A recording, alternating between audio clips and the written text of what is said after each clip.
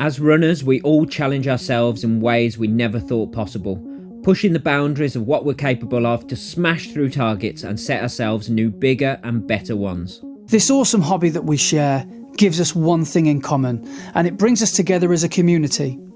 Whether you're working towards completing your first parkrun or you're a veteran of the sport who's run 100 ultra marathons, we all know the feeling of reaching that maxed out effort and our own red line. Welcome to our podcast, where your hosts Brett Elsmore and Andy Maguire discuss the struggles, the successes and everything in between on our running journeys, as we all work towards the next time we're running the red line.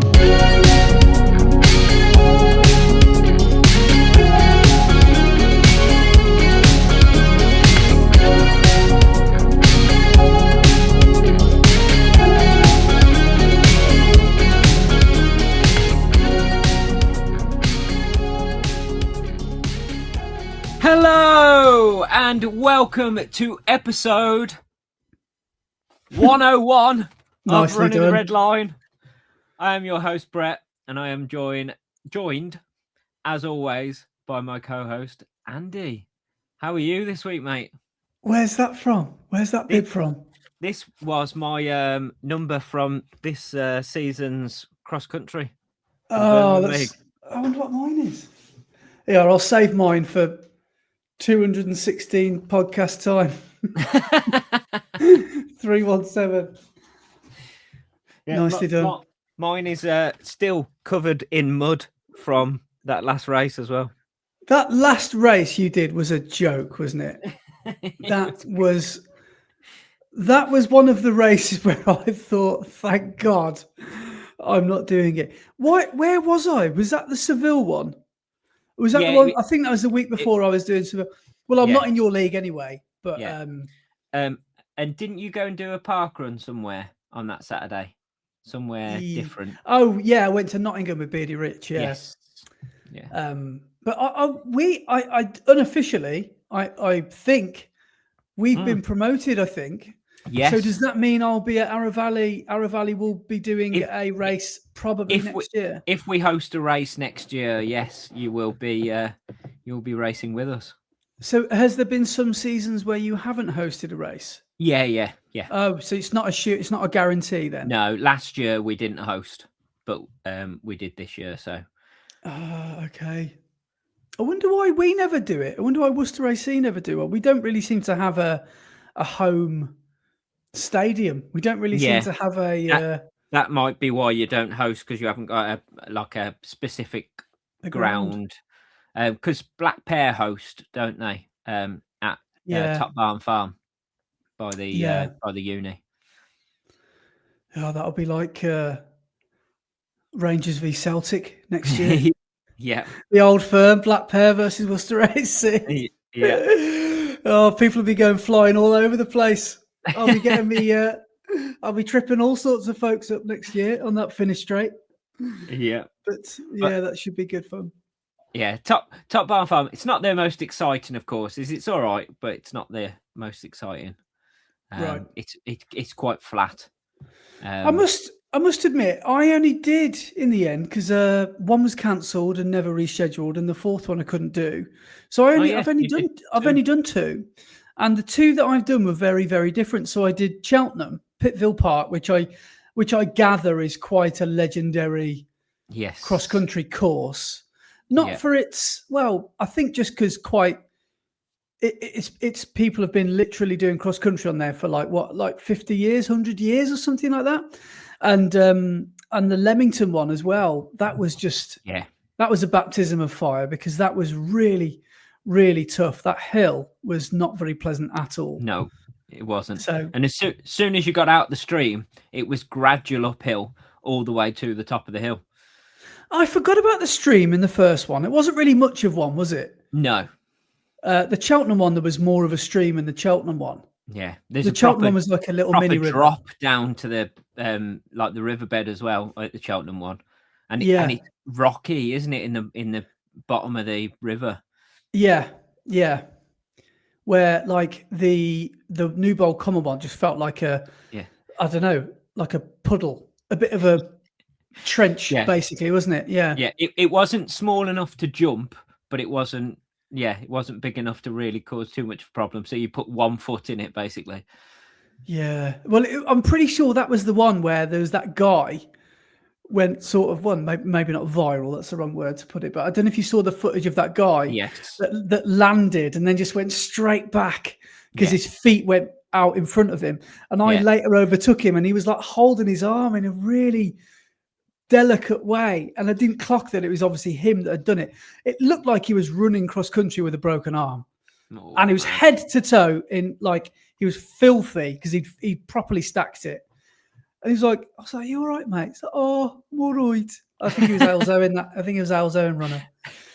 God, it's just brutal, isn't it? Cross country. It's just absolutely brutal. Yeah. And it's just, I'm sure I saw a French cross country. They seem to get proper good conditions. Yes. I'm sure. I don't know if you saw the same thing I saw, but I saw people doing Klinsmans like into the mud and stuff like that. Did you see the start of the French cross country this year? I think it was the French. I'm going to see if I can find it. What was it, like a regionals one like what we do, or is it a proper nationals one? No, French nationals it was. Oh, right, So okay. like we do the nationals each year. It was up north this year. It was, I think it was the French anyway. Let me see if I can find it.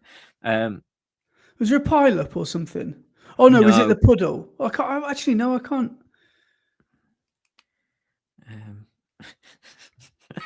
That's it. Oh yes, they're literally running through like the shallows of the sea. That is bonkers. That's absolutely chaos. Literally, people are having to do high knees to wade through this water. It's brilliant, isn't it? Ridiculous.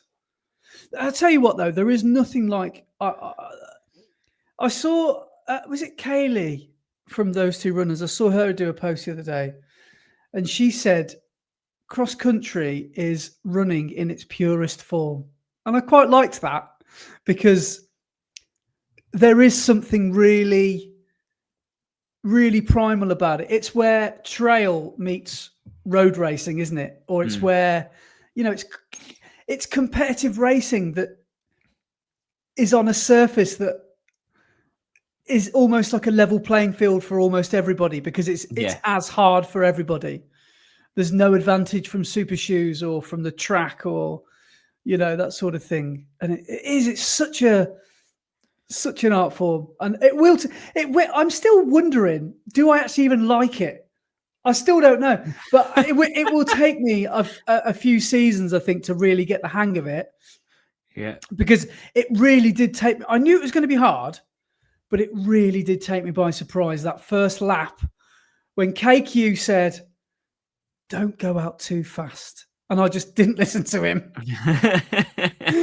And I went out too fast. No, what I actually did was, in my head, was thinking, oh, well, at least we haven't gone out too fast. And it turned out that I had, because I'd forgot to factor in the mud, the hills, and the terrain. So, yeah, I just really, really learned the hard way doing that. But that's what it's all about, though, isn't it? It's It's just torture, isn't it? Yeah. Well, it was nationals the other week, wasn't it? I can't remember where it was. It was quite far up north, though. County Durham, wasn't it? I didn't do it. Yeah. And apparently, even though it's a tough, like a real tough course, and it was quite muddy and everything, apparently the front pack of the race still went out and did the first K in about 2:50, 2:55 for the first K. That is just how I got lapped, actually. Did I tell you on the first race?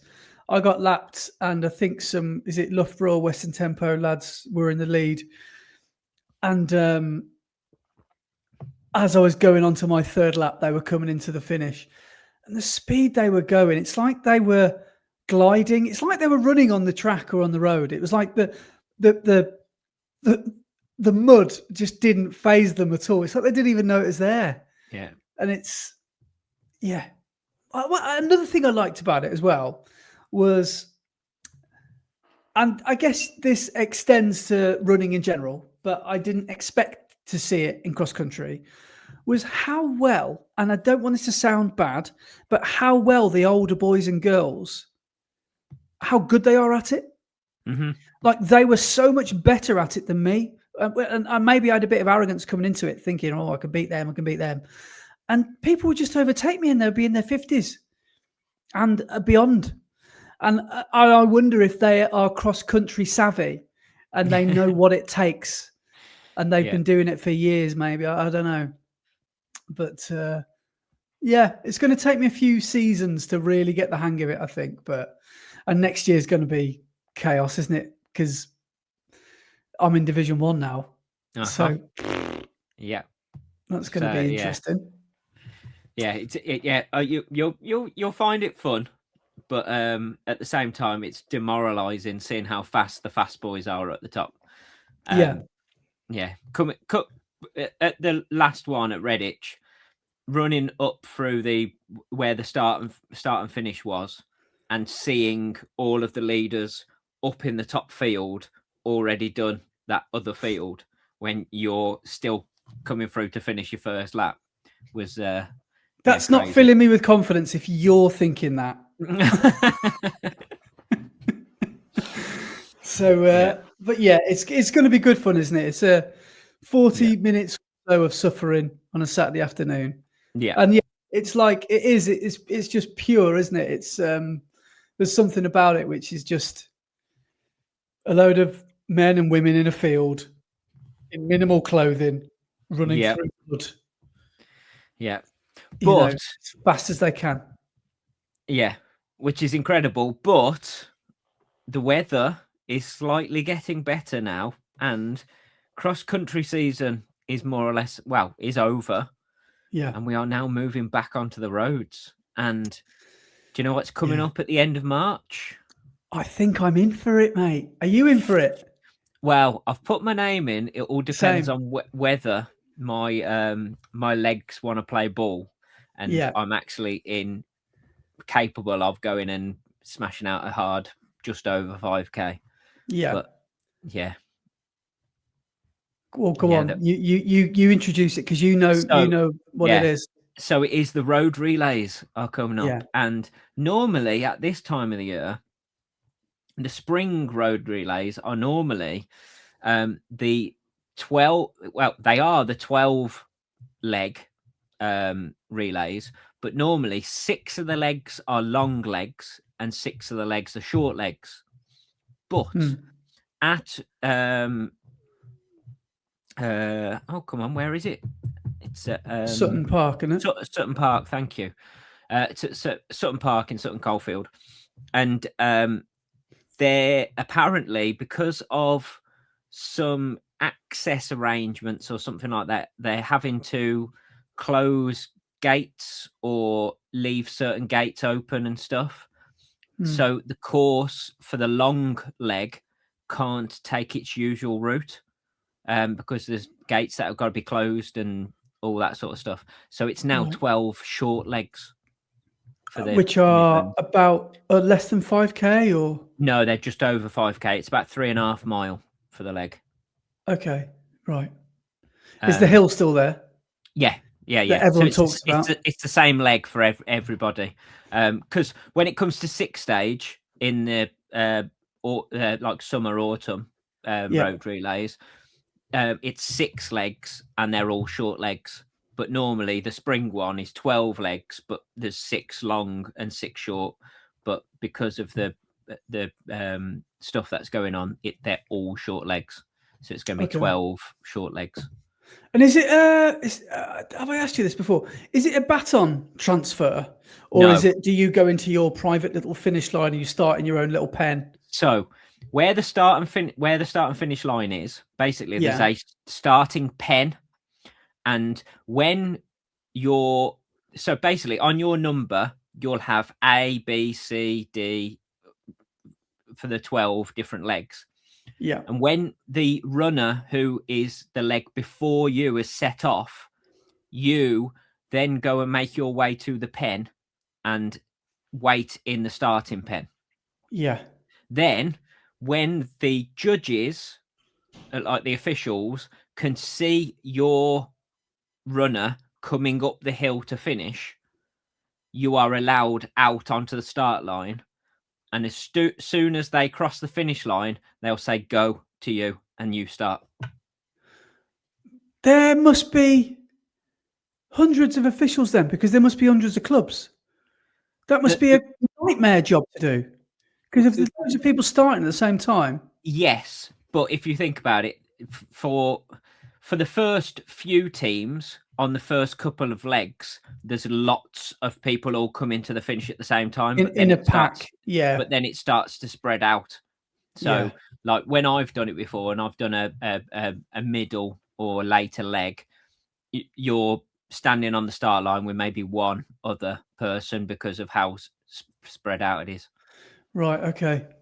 So will we see the likes of the Q boys? I imagine they'll be well up for it. They'll be bang up for it, won't they? Yeah.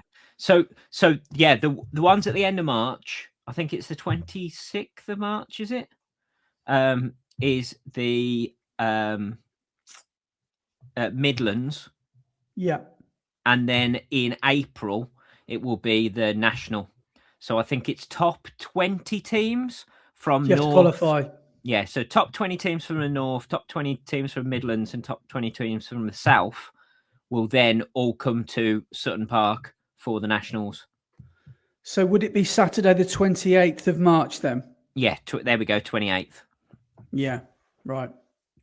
So yeah, basically at our club, they've basically said they want to try and put out 2 teams because they think there's enough runners. We're trying to put out 2 teams as well.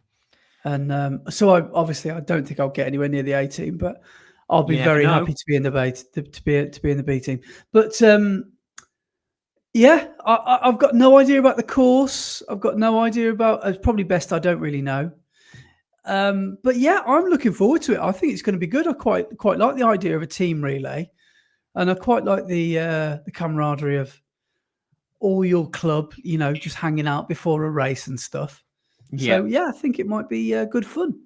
Yeah, it is. If you haven't done it before, it's definitely worth doing it. And if you are a member of a club and you get the chance to go and do it, it's definitely worthwhile. It's a great atmosphere there.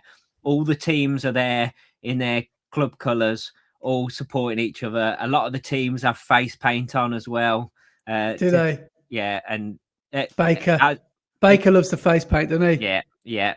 Kenilworth runners have always got the green and the white on. Yeah. But because the finish line is uphill, so the finish straight, you basically turn a really sharp right-hander at the bottom of the hill, and the finish straight is all uphill. But all of the club tents are on that hill. So when you're coming up to finish, all of your club are there supporting. So it's really good. So, but there's people all out all around the course as well. So I don't know what the record would be. What would 12 times 3 miles be? You know, what? How long would the race last? Like, are we talking like half a day? Well, if it's short legs, for the slowest club. If it's short legs, what are we looking at? Maybe 15, maybe 16 minutes for all of the top boys running 3.5 mile. So so what's 15 times 12? 3 hours. That is, isn't it? That's right, isn't it? Yeah. Yeah. So you've just got to know what leg you're on. Obviously, I just want to be somewhere in the middle. I don't want the pressure of being at the start or the end. Imagine if they put me on the anchor leg. Worcester AC are in contention to win it. And I do a Steven Gerrard and completely slip. Yeah. Oh my God.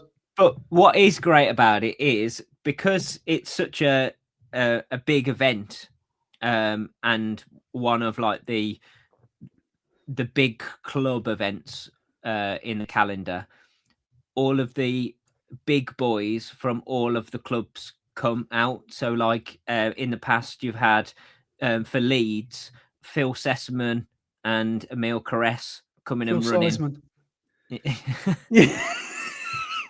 Yeah. Yeah. So they've been running for Leeds, and like, so all the clubs bring out their Doesn't big Jake runners. Smith do it and people like that? Yeah, but And, Jake Smith wouldn't, because he's Welsh, so he'd be in the Welsh oh, relays. it's just England Yeah, athletics. so it's just Right. England. Yeah. Okay. Yeah. Ah, right. It's going to be, it's going to be good fun then. And again, Yeah. I know we've said this before, but like that's massive, isn't it? To feel like you're sharing the course or the pitch or the field with literally elite athletes overtaking you. Imagine if I overtake Phil Seisman. That'd be brilliant. Phil Seisman.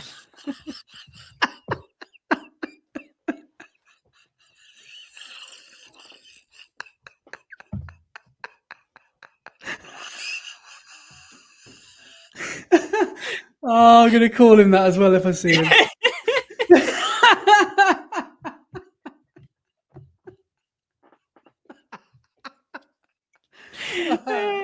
Brilliant. Love it. But yeah, so I'm hoping that I'll be in a position to take up my place on the team.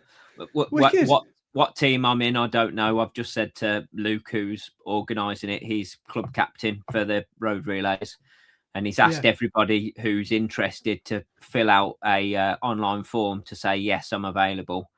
And he thinks we've got enough to do 2 teams. So. How do they ethically do it? You know, if someone says, like me, says, I'd like to do it, please. Yeah, I'm a paid up member and I want to do it, but my 5K time is 29 minutes or whatever. So clubs can put out an incomplete team. They just won't have a complete final time. But you can put out, I don't know, 6 runners in the 12 man. Imagine if they do that and I'm on the side going, I've said I'm available, guys. Why we put out an incomplete team?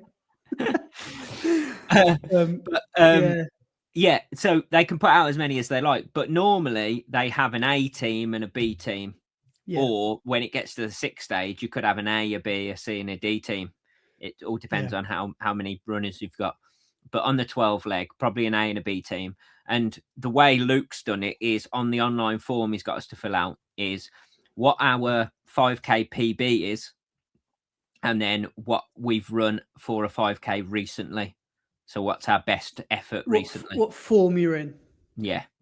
And then I guess that they'll pick the top 12 on recent form, and they will be the A team. Yeah, that sounds like the fairest way to do it, because you could have a 5K PB from 15 years ago, couldn't you? Yeah. So, exciting! That sounds good. Mm. So, how long have you got until bloody London? 50 days. I know they wrote an Instagram post today, didn't they? Yeah. 50 days. Yeah. Well, I saw that and went, all right, London, calm down. Don't tell me that, mate. Don't remind me. Honestly, I know I sound like some sort of old bloke at a wedding that you get chatting to, but it comes round fast. And, just appreciate all the time you've got. Yeah. It soon creeps up on you. I have got the blues massively at the moment. I don't think I've ever had the blues like it before, because the good thing about Valencia was I'd finished Valencia and it felt like I could draw the line under a good year of running, because it was like the 5th of December or something. And then I've got Christmas to look forward to. Yeah. Seville, it's like the first race of the calendar year maybe there's some American ones before that. And it's like, oh, I'm done now. But I for the positives about it, yes, I've been moaning, we all have, about the British weather, but I am so glad the way it worked out, thinking back. I was really... I know, yes, we had to deal with the cold and the dark and all that, but at the end of the day, it's not that hard, is it? It's not that much of a... It's better that way than 28, 30 degrees in summer. when you're training for, I don't know, Berlin or something like that. Yeah. I actually think if you have a seasonal job like I do, like when the daffodils come out, that's when I start getting busy, because my job, I work for an estate agent, so everyone wants to sell their house and get on the market for Easter. So that's when I start to really start booming, which I've found out the last couple of weeks. What happens for me is my diary starts to get quite quiet around about late November till about now. So it's been ideal, like doing a training block over Christmas, staying fit over Christmas and New Year, getting those long runs in every Sunday in January, and then getting the race done in early February. It really was ideal. Yeah. Because it was, I don't know. I just think I would, maybe it won't do it next year. I don't think I'll do it next year, but I would love to revisit Seville again. And I probably would do it exactly the same way. I probably would do at least a 12-week block, I think. Yeah. And overtrain and run more than Emil Caress. Yeah. Exactly. Yeah. So I'll probably overtake him as well at Sutton Park. So, but yeah, I think Seville as well, because I've if anyone is watching, interested in watching this, I'm going to release my video of what we got up to for the actual, 4 or 5 days that we were there, and what the weather was like, and what we had to eat, and the stuff that you can do as a tourist and all that sort of stuff. So I'm going to release that video tomorrow or the day after. So if anyone is interested in Seville, that might answer a few questions. But yeah, I would say it's I think that was my 9th marathon I've done. And I'd say it's probably my best marathon experience overall. Yeah, I'd say. So that's why I think I'm crashing so hard at the moment, because it was such a high. And now, like this morning, I even wrote on Instagram, going to parkrun tomorrow. And then I just couldn't be bothered. I'm such a joke of a runner at the moment. I'm like, I'm lucky that I've got the club sessions to do. Because if I didn't have them Tuesdays and Thursdays, I probably just wouldn't bother going. And I almost feel like, I feel almost disappointed in myself that people are probably shouting down their blooming earphones at me now, just saying, no, enjoy the downtime, just relax. But I want to get straight back on the horse. And I've got this obsession of not having any downtime as a runner, if you know what I mean. I don't want to flatline. I don't want to go back to zero to build myself back up. And I know that's a natural part of being a runner, but I don't want to do that. I want to carry on. But I've just got this almost like sort of depressive streak in me that says, no, I can't be bothered. Parkrun, can't bother to travel and go there. What's the point? Could make a video, but what's the point? Because you're not going to run for a PB, so what's the point? And then, yeah, so I've just got this kind of like misery, woe is me thing in me at the moment. And I'm forcing myself, like I went out this afternoon for a run, dragged myself out for a 5K, and I'm going to do the same in the morning. I'm going to set my alarm, get out tomorrow for a run as well. And I am going to get back on the horse, because I have got stuff to train for. It's like I've still got things in the diary that I want to get fit again for. You've got Iron Bridge coming up, yeah? I have. Here's me little bib. Oh, you'll like this. It's on, Andrew.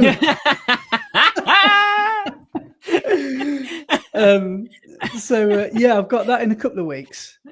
But yeah, I don't know if people can relate to this. I'm sure everybody probably can. But mentally, I've taken a bit of a nosedive, especially because I got ill straight after the marathon as well. I've just felt, yeah. When I think about my like bright-eyed, bushy-tailedness weeks 1, 2, and 3 of marathon training compared to where I'm at now, I'm just such a different person. Yeah, to that version of me.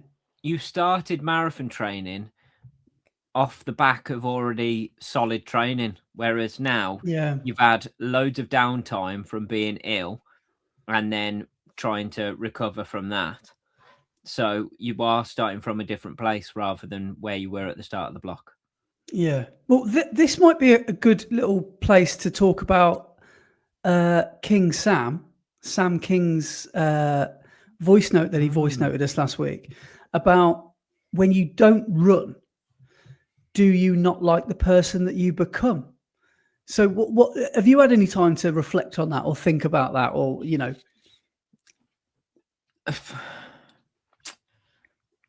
I mean, I know exactly how it feels because I spent a long time last year not running, and all I wanted to do was run. And it is depressing. There are some real low moments where you think to yourself, well, my whole identity is running and I can't run.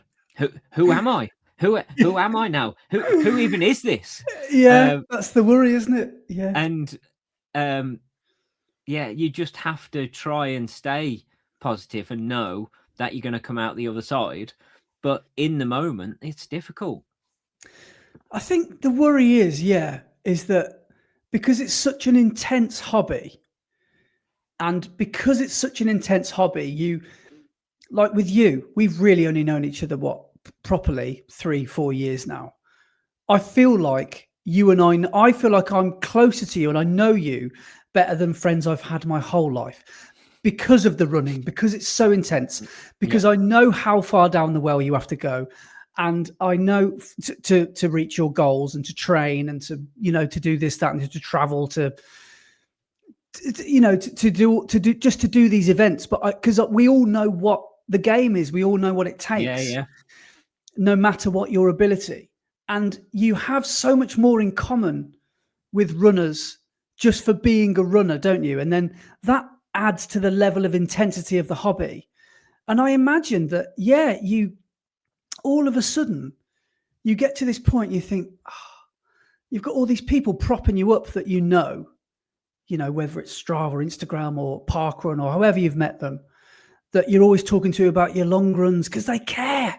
You've got therapists there waiting to chat to you, and they want to chat to you. You want to chat to them. Yeah. To some degree, probably might think about this podcast. They just care because we all care, and then you love the person that you are becoming, and you are because of how empowered you feel because of what the sport has done to you. And then when you flip it, you think, if I don't do it anymore, am I just going to become a shell of a human being that has got nothing to offer because running is the only thing I'm really, truly passionate about? But I think that is maybe a dangerous way to think of things, because we've all got to remember that running doesn't define us. We've all got we've all got other interests. We've got family. We've got like so many other things that are going on in our lives, and we love this hobby because of the intense highs we get from it, and we almost don't like the thought of not having those highs in our lives anymore, because it is basically a drug, isn't it? It's the dopamine, it's the serotonin that's released in massive amounts that we weren't used to, and especially preaching to a lot of people who are probably understanding this right now, but who got into this in later life, like you and I, not later life, but not as child athletes. So all of a sudden you're in your mid-30s and you think, oh, hang on, I don't have to have 15 pints anymore to have a good night. I can, you find yourself tuning into like the Diamond League. Mile instead. But like there's other ways to enjoy life, isn't it? But in the same breath, personally, I think, let's just say if I do get injured, I think I could probably just about get maybe some other highs different ways, from walking, from hiking, from I don't know. I think because of the competitive nature of the events that we do, maybe not even the events we do, but the goals that we set ourselves, the targets that we set, maybe that's a weekly mileage thing, or maybe that's a running the River Severn. It doesn't have to be a race, but I think because we have these numbers and these numerical kind of metrics, you live your life in a sort of more exciting way because things now drive you. But I think once you realize that it is just a hobby, it's just an intense hobby, Yeah. You don't have to worry about the person you'd become if you do take your foot off the gas. If you do, because what happens if you do lose your love for running, which could happen to you, me, anyone. Like, yes, it is sad, but there are other things that you can do. There are other things that you will eventually get interested in. Yeah. But yeah, as like Sam was saying, like you need more to get the same high as you start progressing and doing more and more. Yeah. To get the same feeling that you got at the start, you need to push yourself even harder and do even bigger things. Yeah. And you can sort of see how like thrill seekers, like base jumpers and stuff, when they start they start jumping off small little bridges, and in the end they're looking at trying to jump off skyscrapers and stuff because they need that bigger thrill or whatever. So you Yeah. can see how that sort of happens because the same. So like when we first started, you go and run your first 2 hour half marathon and you are the happiest person in the world. Yeah. But now if you went and run a 2 hour half marathon, you wouldn't get the same feeling from it, would you? No. Because you've progressed way beyond that. Yeah. So you're always chasing that same feeling, but that feeling is harder and harder and harder to achieve. But I guess that's the $1 million question is like, how do you get out of those slumps? Is the slump the thing that you're in most of the time? And you just get these short, the peaks are shorter and more intense. Well, the hope is that they're peaks because sometimes, if you're plateauing, you're not peaking. So maybe your mental health takes a bit of a kick that way as well. So it is very interesting. And I was just moving on slightly. I was talking to Merv at club this week, and Merv had just jokingly and passingly mentioned it, but I think actually he might have been serious. I'm not sure, but he's considering talking to a sports psychologist about how to unlock a part of the brain that can hurt harder, because he thinks that he is stopping himself from progressing. Yeah. Because he feels like he almost doesn't know, he hasn't got the tools to go to that part of the brain. You've got that. Not everyone has got that. No. And it's and he wondered if maybe a sports psychologist could maybe help you unlock and things about yourself, about what it is that's blocking yourself from getting to those places, or if it's even worth going to those places. Yeah. That's another thing you've got to work out. Is this all worth it? Is the pain or is the risk worth the reward? That's only something you can answer, isn't it? But yeah, I mean, would you ever talk to a sports psychologist if it meant taking the next step?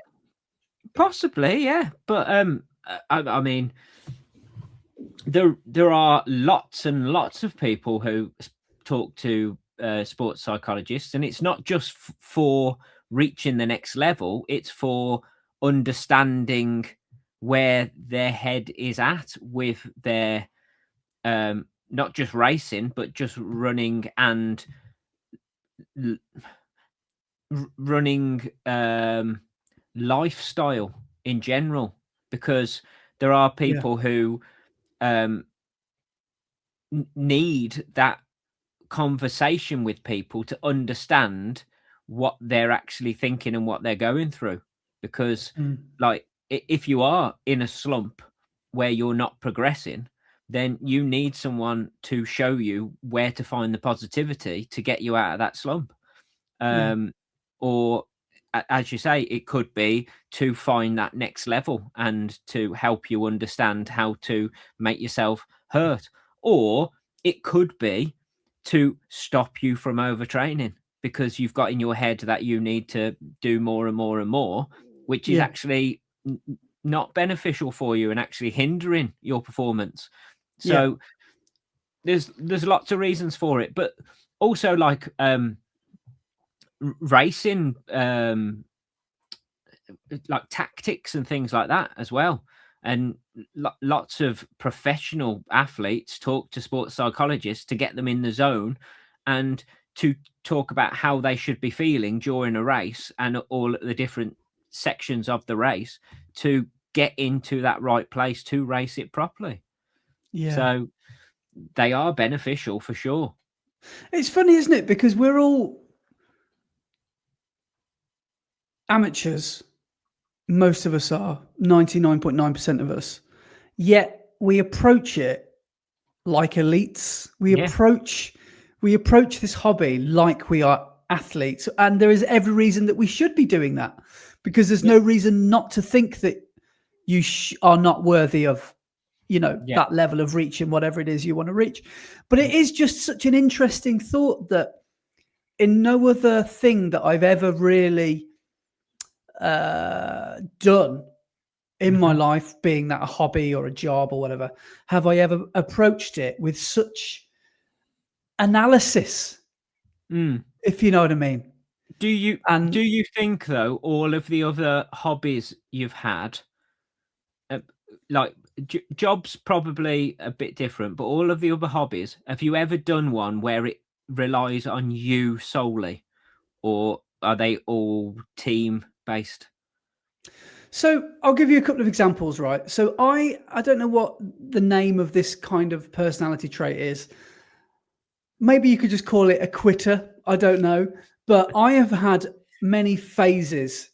In lockdown, for example, I obviously, like most of us, didn't stop working and got a bit bored. We were all doing our hour walk a day or whatever it was back then. And I got into woodwork just randomly. Always been interested in it. I've always had almost like a brain that is quite creative, and I just thought, yeah, okay. So I started getting creative with a bit of pallet wood, started watching a few videos, learned a few things about butt joints and all these sorts of things. And then I invested in it and I bought some tools. I stopped buying middle aisle Aldi jigsaws, and I started getting Bosch tools. I started getting some like Makita stuff. I started getting some better stuff. Yeah. But I don't know. It just became a phase, and then the next thing happened, which probably was running back then. So I've had a few things like that in my life, and where did you get to with the woodworking? What sort of level do you think you got to? Very, very entry level. Nothing was what sort of things did you make? Just I bought some. I made. I've made planters outdoor. My mom's still got a nice planter. She's got a nice. What's she got in there? She's got some roadies or something in there. I can't remember. And I made like some things to hang the keys on. Little things, just to put around the house. But I think I just never really found my place within the hobby. And I think I have done that with running, if you know what I mean. Yeah. And I don't mean me as a podcaster or a YouTuber, or I'm not saying I'm a social media celebrity. What I'm saying is I like the way that I fit into running. Yeah. It has become part of me. And the woodworking and all that sort of stuff was just like, I had my honeymoon period with it, and then I naffed it off. Yeah. I think it was because I saw no level of logical progression, really. I was starting to long to want to do things that were way above where I could get to. I needed a massive table saw in a workshop and all this stuff that I never, because I really wanted to make big things. But that's partly what I was trying to get at with the teamwork thing. So, because it's not just people you've got to rely on. It's also like with woodwork, you've got to rely on the tools. And if you haven't got the tools, you can't achieve what you want. Whereas with running, all of the tools that you need, you already possess. Yeah. And it's all about sharpening those tools. It's all about developing those skills. Yeah. Yeah. I like that. Yeah. Yeah. That's fair enough. Yeah. But going back as well, I was thinking whilst you were talking, and just before you went on to like talking about Merv, and when you started saying about Merv, it like heightened what I was thinking about even more. And another reason why when you're not running that you start to feel a bit down is because as runners, we are quite social when we're running. We go to club and we go and see all of our club mates and go and run with the club. We go down to park run on a Saturday and go and run with all the other park runners and have a chat and stuff with people afterwards. And part of the social side of our lives is our running. And when I couldn't run last year, I didn't see any of my club mates. I was going down to park run, but I wasn't really feeling the same because I was stood marshalling everybody and they were running past, and all I wanted to do was be doing what they were doing. So that whole social aspect sort of disappeared slightly as well, and I think that doesn't help your mental state or your mood because you're not interacting with people. Yeah.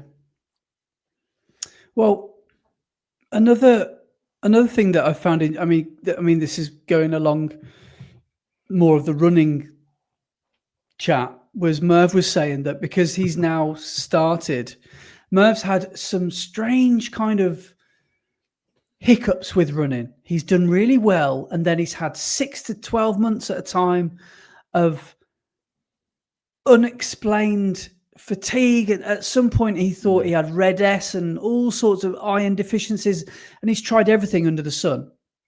The latest thing he's trying is Norwegian singles, and it is brought him back to life. Honestly, it's like the answer to all his prayers. He thinks, for example, we do track nights and he'd do, let's just say there were 8 reps to do. We do 6 800s or whatever it was, faster than we probably should have been doing them. And then ego would take over for the last 2, and we'd do them, or he would do them way too fast. Day after that, it would affect his next run or 2 or 3. And it would just knock him back down to square one. And then he's back on the track the week after, and he'll do exactly the same thing, rinse and repeat.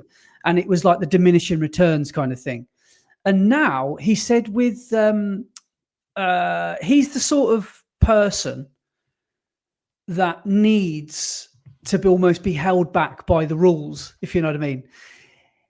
And he really loves the idea of the easy runs and the structured half an hour of sub-threshold work 3 times a week. He said he has found the improvements already. He's back at 19 minutes for a 5K. He hasn't been there for 12 months. He couldn't get anywhere near under 20 since last year. And he thinks within 3 months he'll be 18:30 and underneath that.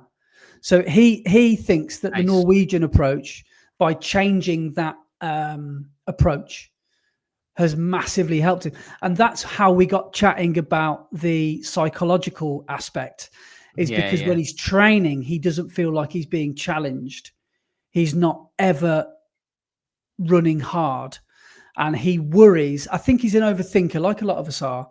I think he thinks that when I'm in a race, do or die situation, that's a bit intense, isn't it? What's the Pitchcroft do or die? But you know what I mean? It is do or die, isn't it? He thinks that he almost has forgotten how to really dig out a good performance, because in the training he's doing, he's pulling back a lot. So it's quite an interesting way to train. But he's saying that the Norwegian style is, and he said he bought the guy, what's his name? Something Crawford, isn't it? Crawford, maybe? No, Copeland. Serpoc. Yeah. He James bought his Copeland, yeah. He bought his book and he read it within 24 hours. He's an all or nothing kind of guy, Merv, and he's on board, and he's absolutely loving training like that. So it sounds like that's really, really working for him. Yeah, nice. And but yeah, the psychological aspect is a question that we may never know the answer to. But it's just it's crazy that we just sat here analyzing a hobby that we love in such fine detail. Yeah, maybe we are overcomplicating it. I don't know. Which doesn't really mean anything. Because other than us, who cares that you've run a 3:10? Really, in the grand scheme of things, who actually cares that you've run 3:10 for a marathon other than you? No, but not you, obviously. But no, I mean. Cheers, mate. You know what I mean. But no, it's exactly the same with me. Who cares that I've run sub 3 in a marathon? In the grand scheme of things, your mum would still love you if you ran 3:01. Yeah, that's what I mean. And other than me, no one cares. But we care so much. It's crazy. I think running allows you to, how do I say this? To become almost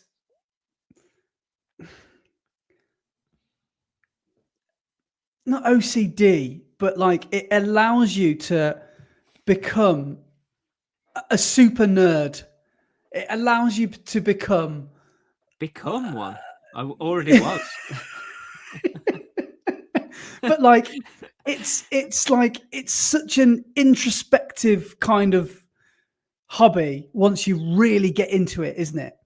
And but that's what's so brilliant about it, because it can be that, or it can just be as loosey-goosey as you want it to be.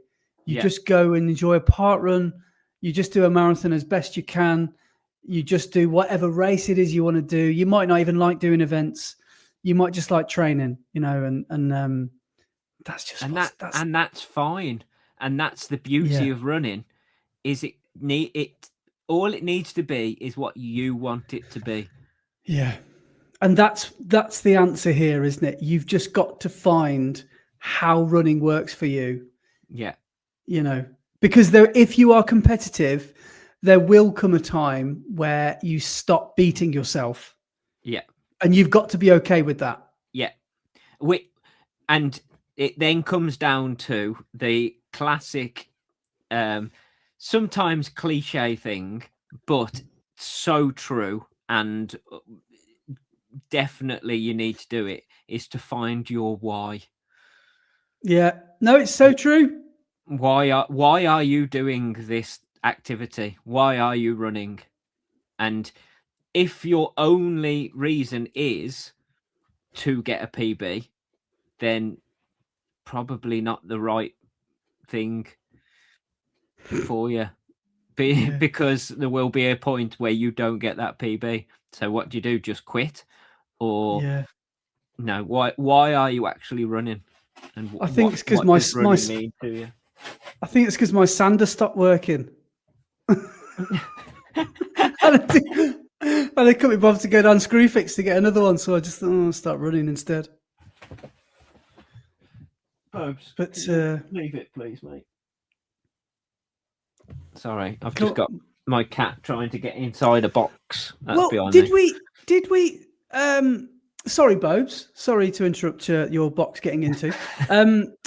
Did we have a question whilst we're kind of on that subject last week about asking how far we both think we can go with this? Yes. So that's it. One of the comments on YouTube. So it came in just after we recorded last week. So it's from the Bulldog Runner, and it is: question for both of you. What is the fastest time you think you can both potentially eventually run in your lifetime for 5, 10, half, full marathon. It could be in 1, 5, 10, 20 years' time. But what is your body capable of? What a question. Oh, I'm looking forward to creating some sound bites that we'll deeply regret in the morning.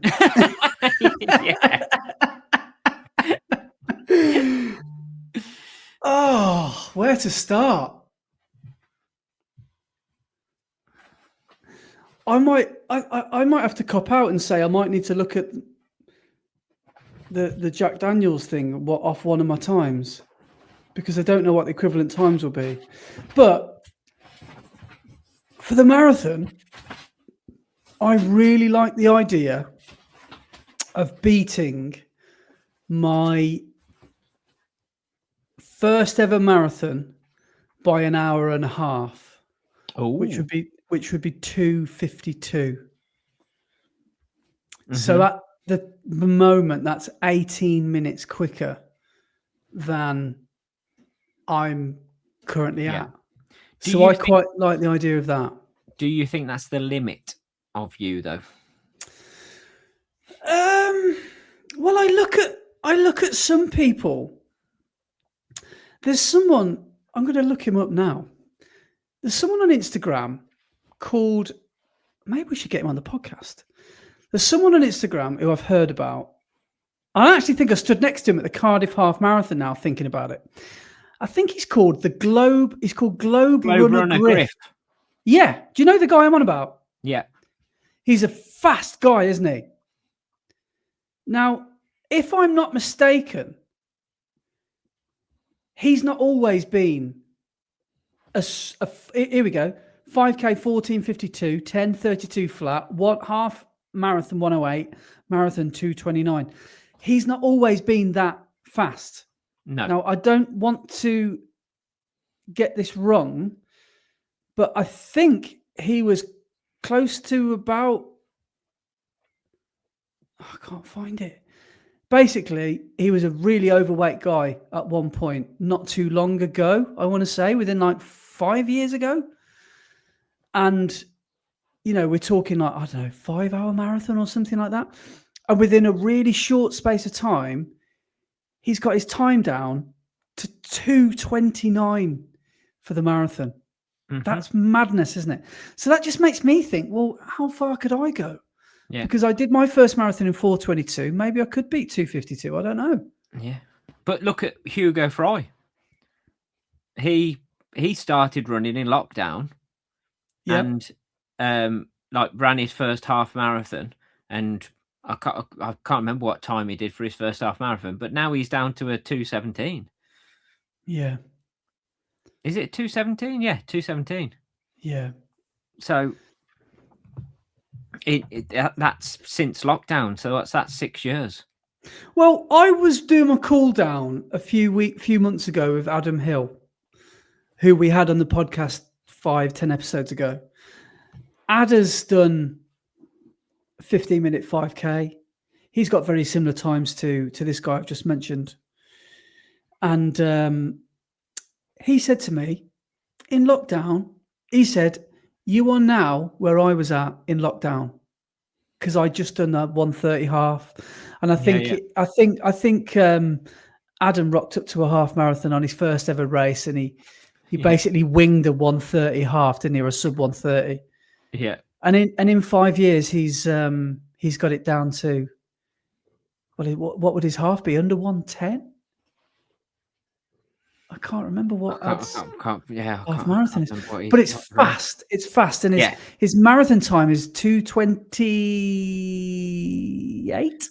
I don't want to get it wrong. I don't want to get it wrong either, but I think it's around 2:30 to 2:28. I think it is, yeah. Because he wants to weigh 2:25, doesn't he? And I was talking to Leggett Lee about this, right? When he ran really well, he's running really well in Arrow Valley every week now.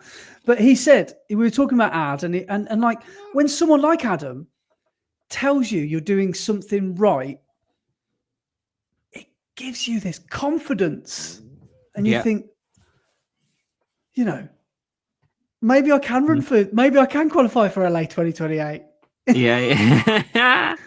It's like when someone who's doing so well at this sport tells you you're doing something right, you listen. And so I don't know. True.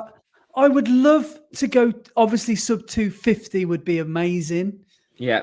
But one of my biggest problems in life maybe is not shooting for the stars enough or shooting high enough. Maybe. Yeah.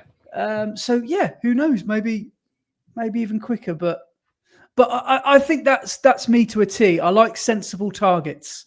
I like hittable targets. Yeah. But yeah. How about you anyway? For the full marathon, in my head, I've always had, if I can break 2:45, that's it. I can hang up my marathon shoes and I'm done. If I can break 2:45, even if I do 2:44:59, that's it. I'm happy with the marathon. Yeah. So, I think I could possibly push my body in the next couple of years to get there. I think I could. I just need to stave off injury and stop being stupid. Yeah. My main issue is stupidity. So yeah, if I can stop being stupid, then who knows? Yeah. I think also one thing to. God, we're getting very philosophical tonight on the podcast. We're actually talking about actual stuff. Is I think one thing that really hinders one's development in life is greed, and that definitely applies to running. Yes. Which is maybe an answer to why. Well, definitely is an answer to why I don't flog myself so hard, because I don't want. I'm almost playing the long game a bit too well, if you know what I mean. And I don't maybe see the urgency in development rapidly, which is maybe a bit on the cautious side. But I also think if you get greedy, it could come back to bite you on the bum, which is why I think I like to, be on the cautious side. Yeah. Because everyone's saying to me now, sub 3 next. Whoa. Let's do 3:05 first. Yeah, that's exactly the next marathon. That is exactly the right mindset. Because like when I think about my chopping times off my previous times, going from 3:47 in Manchester to 3:36 in Newport, that's 10 or 11 minutes. And then I did 15 minutes to Valencia. I don't know how I did that. I don't know how I did that. Maybe I wasn't pushing myself hard enough at Newport. But the point I'm trying to make is the faster I'm getting, the finer the margins and the harder everything's getting. So you can't keep saying I'll take 10 minutes off every marathon. The 10 minutes you took off your last marathon PB is worth maybe 20 minutes at like a slower time. Maybe. Yeah. So the margin of what you're able to get from the same effort increase is much smaller. But I genuinely think to the sharp end. I genuinely think I'm onto something. I feel like a detective that no one's listening to on a detective show. I feel like run slower, run more. And it's taken 10 minutes from a 3:21 to a 3:10 marathon in, just over 12 months.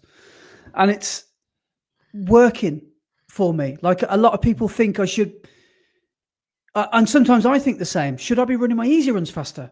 No, just keep them easy. Keep them truly, truly easy, and you'll be fine. And that's what I always say to myself. Know what you're starting to sound like now, don't you? Go on.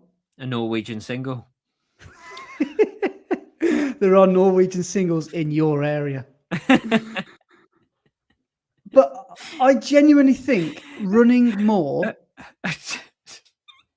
Sorry, it's just reminded me. Can you remember back in the, would it have been the 90s or would it have been the early 2000s? Probably both. But can you remember the adverts that used to be on TV for meeting singles in your area? No, in mainstream TV. Yeah. And what pre kind of Tinder and pre? Yeah. And yeah. I can't remember what it was, but I think it might have been a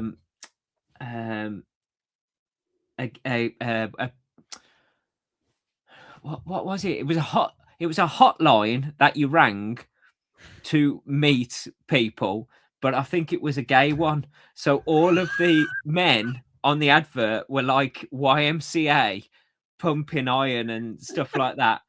And I can still hear in my head the jingle for the phone number.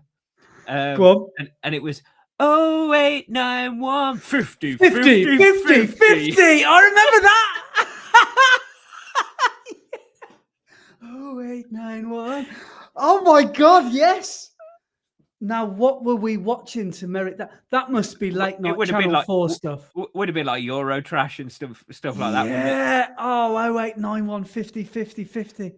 Shall I call it now? No, I can't. I can't. There's not enough numbers anyway. No, there's not. Imagine if that is still in service, though. Yeah. Oh yeah, what a yeah. You know that was probably on Bravo back in the day. Yeah, but yeah, Bravo, that was like in the adverts in between Eurotrash with what's it called, Jean-Paul Gaultier and Antoine Decaux. Oh, Antoine, great Silver Fox, wasn't he, Antoine? If it's the same guy I'm thinking of. No, he had black hair. I'm sure he did a black side parting, didn't he? Antoine McCall or McCaw, whatever his name was. Who am I thinking of then? I'm going to type in Eurotrash presenter. I'm sure he was called Antoine. Presenter. Antoine Decaune. Yeah. And yeah, you're right. French fashion designer Jean-Paul Gaultier from its launch until 1993 to 1996. That's the guy I'm thinking of. Okay, so maybe in his heyday, he was a really a young, hunky brunette. That's the Antoine I remember. Oh, yeah. Silver Fox guy. Yeah. Yeah, because he had that exuberant French accent, didn't he? Yes. Oh, what a guy. Yeah. And then, no, I think he's dead. Oh, really? Antoine Decaune.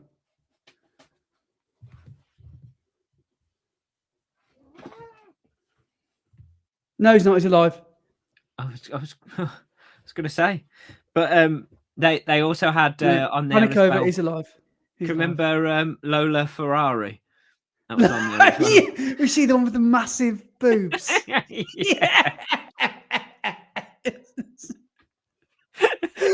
She was wearing that bikini. Oh, brilliant. Yeah. As if we've gone from a really philosophical chat about running to into Lola Ferrari. Did you used to watch Fort Boyard? Yes, with Melinda Messenger. Yes. Oh man, she was one of my 90s crushes. Mm-hmm. This is speaking of Lola Ferrari. Did you see how I moved on to Melinda Messenger? Oh, what a show that was, Fort Boyard. Yeah. Apparently, that Fort Boyard, like where they filmed it, was up for sale not long back. I could have gone there because when we went to France, it's near La Rochelle, I think. It was you can do an actual tour to go there to I don't know what's there. You go on the fort and maybe play some skill games. The spirit of Melinda Messenger. Maybe Melinda's still there. I don't know. That'd be good. Yeah, good times. Yeah, Channel 5, that was, wasn't it? Did they have? Was it lions or tigers they had on there? Yes, I think it was tigers, wasn't it?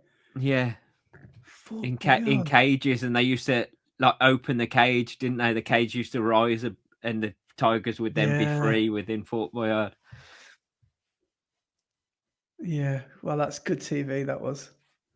Did you ever used to watch? Is it called Takeshi's Castle? Yeah, Castle? Yeah, yeah. there's some Do you, great games on there.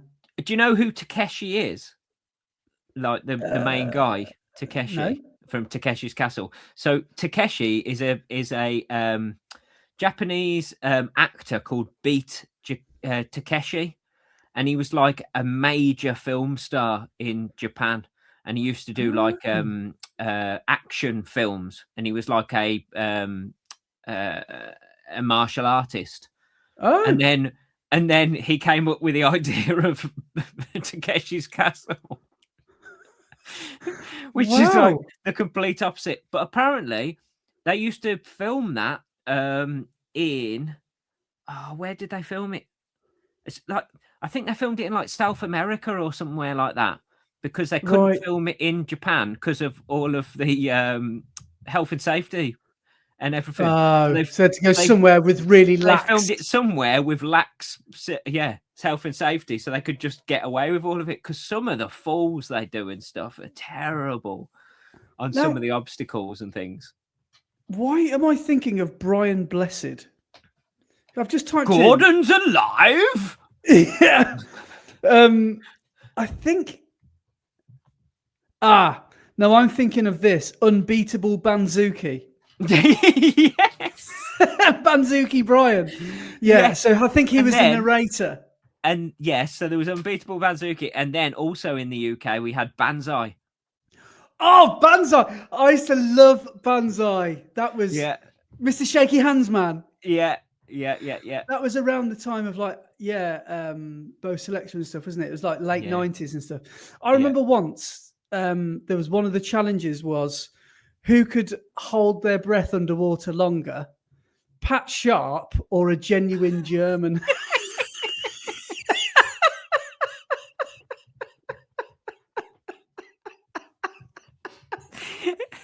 Pat Sharp, amazing. One I always remember as well was they sent 5 guys. Basically, they were all drinking in the pub, and when the whistle went, they all had to go into the toilets, and it was who could pee for the longest. Really? As soon as your stream stopped, you were out. Oh, and there was always some like sound effect, like whoosh, wasn't it? As soon as you were out or something, like there was some like some sort of kung fu style noise. Yeah, that's it. Oh, what a show! What a show! Yeah, brilliant. Yeah, that was good fun. Love it. Did you used to watch Jackass? Yeah. I was before Jackass. So Jackass basically came about because of a skate video called CKY, which was Bam Margera or Bam Margera, whatever his name is. And he started basically him and his mates started filming just random crazy things, and then put it as little bits within a skate video. Yeah, because he was trying to come up with an idea of how you could make skate videos appeal to the masses. So, like, if you took a normal skate video, like skaters like us, we would watch skate videos, and all it would be is skate tricks after skate tricks after skate tricks put to music. And to anybody who didn't like skating or didn't understand skating, they wouldn't see the appeal of it. So he wanted to make a skate video that random general public would really get into. So that's when they started putting all this comedy, stupid messing around into it. And people would buy the video, not for the skating, they'd buy it for that. And then it snowballed, turned into a big thing. And then who was it? Johnny Knoxville? Johnny Knoxville and Steve-O. Yeah, Steve-O was in it, but the people who own it are is it Jeff Tremaine and Johnny Knoxville? They're the 2 people who own Jackass as a license. Or what's the company that runs it? Dick House is their company name. God. But yeah. I wonder how like, I bet because it was an MTV production. Yes. Yeah, I bet you they all got so rich in those shows. Yeah. From doing those shows, those late 90s. Yeah. Yeah, because nothing like it at the time, was there? No, it was mental. But like the original CKY was like even more mental and stuff that they wouldn't have been able to get away with on MTV. Some stuff Right. they did was like, whoa, that's mental. Yeah. But that then spawned. So before, well, it was about the same time as Jackass. There was a UK based one, which I don't know if you ever saw, which was Dirty called Sanchez. well, before it was Dirty Sanchez, it was called Pritchard versus Dainton. So the same as CKY was the precursor to Jackass, Pritchard versus Dainton was a UK skate video that Matt Pritchard and Lee Dainton made with their two mates, Pancho and what was his name? The other one, Dan. I can't remember his last name, but they made a video which was part skating, part doing crazy stuff, and then that turned into Dirty Sanchez, which again was MTV, but it was the British version of Jackass. Yeah, because whenabouts was that? Was that about 2000? Early 2000s. Yeah. Yeah, I never really got into Dirty Sanchez, really. I don't really know a lot about it, but I remember obviously it was pretty massive. Yeah. But yeah, it was British Jackass with British sense of humor and British pushing the boundaries even more of what's acceptable. Did you ever watch on Comedy Central? I actually think, I could be wrong on this, but it might have been a British pilot that the Americans took and run and made massive. Did you used to watch Impractical Jokers UK? Yes, mate. Because that was good, wasn't it? It was Roisin. Yeah, Roisin Connerty was on it, and Joel Dommett, I think. Yeah, Joel Dommett was on it. Yeah. She did one of the funniest skits I've ever seen on that British Impractical Jokers. Yeah. And it was where she was having to do a she was having to do a presentation to like a corporate company, and she was at the front like a job interview, and she had a whiteboard, and they were in her ear telling her what she had to write on the whiteboard. And it was hilarious. And at one point she had to say like what wasn't working well, and they went write Greg, and so she wrote Greg and then had to explain, and then the next one they went was say Greg's, so she had to write Greg's and then explain what. It was so good, hilarious. Oh, funny. Yeah, but I do remember. Yeah, that was really good. The British Impractical Jokers was great. Yeah, I think that was a Comedy Central thing, but it just sort of never took off, did it? And then next thing I know, there's an American version. Yeah, and that went massive. Yeah, because they were doing like live shows. They'd go to like the NEC, wouldn't they, and do their improv stuff. And yeah, that went like on a world tour, as I remember. That's that sort of stuff. Yeah, but yeah, how do we get here? Well, how do we start talking about that? Lola Ferrari. Lola Ferrari. There's a name I haven't heard for a long time. Because wasn't she like Italian or something? I'm good. Yeah, something like that. Yeah. Lola Ferrari. If anyone doesn't know who Lola Ferrari is, give it a quick Google. you were probably frequently in bed before 9 p.m. on a Friday in 1997. Oh, she's French. She's from Clermont-Ferrand. Oh, that makes sense with Anton de Caunes and Jean-Paul Gaultier. That makes sense. She. Oh my God. Yeah, she died because of her implants. Age 37. It says cause of death, drug overdose. Yeah. Because of her implants, and they were causing her pain, so she was overdosing on painkillers. Oh no. Okay, I don't want to Google this, but I'm going to. What is Lola Ferrari known for? Yeah, okay. Lola Ferrari was a French pornographic star born Eve at Valois. She changed her name to Lolo, which is French slang for breasts and mother's milk. In the late 90s, she became known as known for her appearance on the Late Show Eurotrash, where she became a presenter.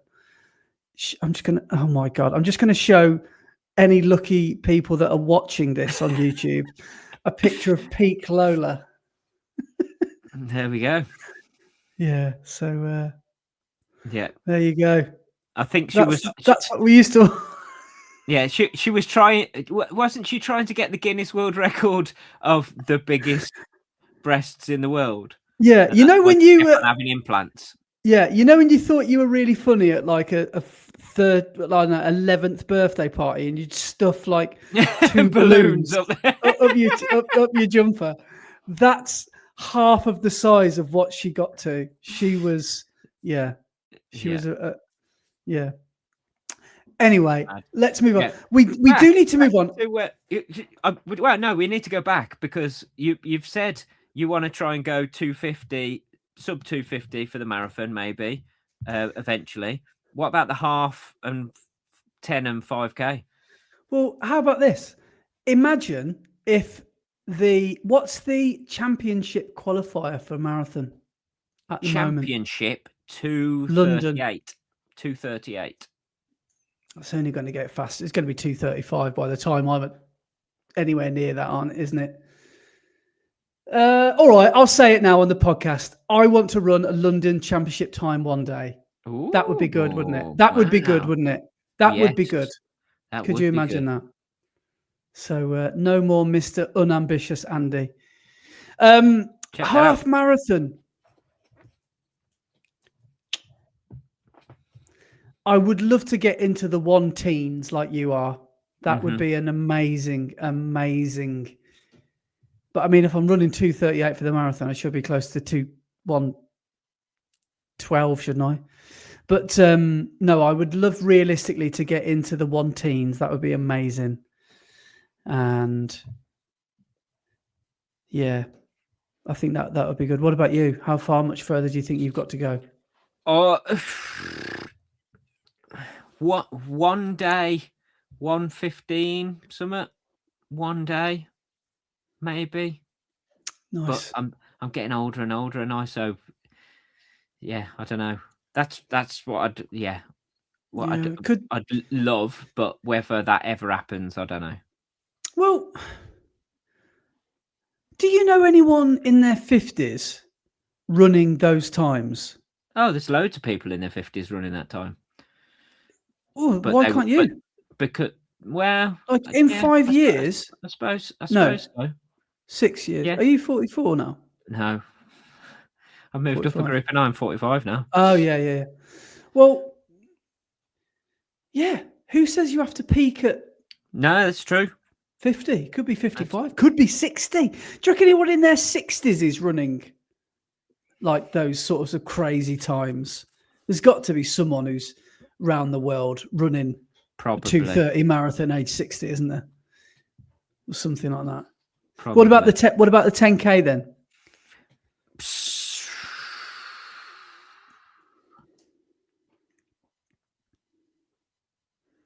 $35 sounds like a nice round number to me. Yeah, I'd like to go under 35. What's that? 217 and a half. But yeah, 35 sounds like a nice number. Yeah. Where are you at now? 35.44. Oh mate, you could do that. So I reckon you could. I wouldn't say easily, but I reckon you could do that in the next couple of years. Yeah, and then 5K. A 15-minute 5K sounds so good, doesn't it? Doesn't that sound amazing? Something. Yeah. Imagine a sub 15.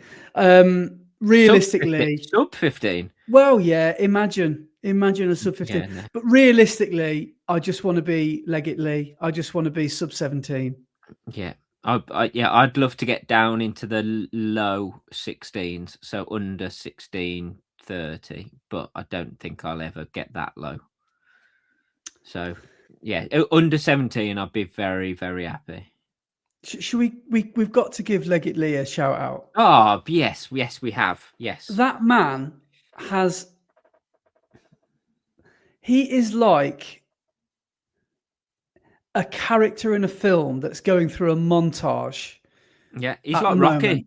He's Rocky. He is Rocky.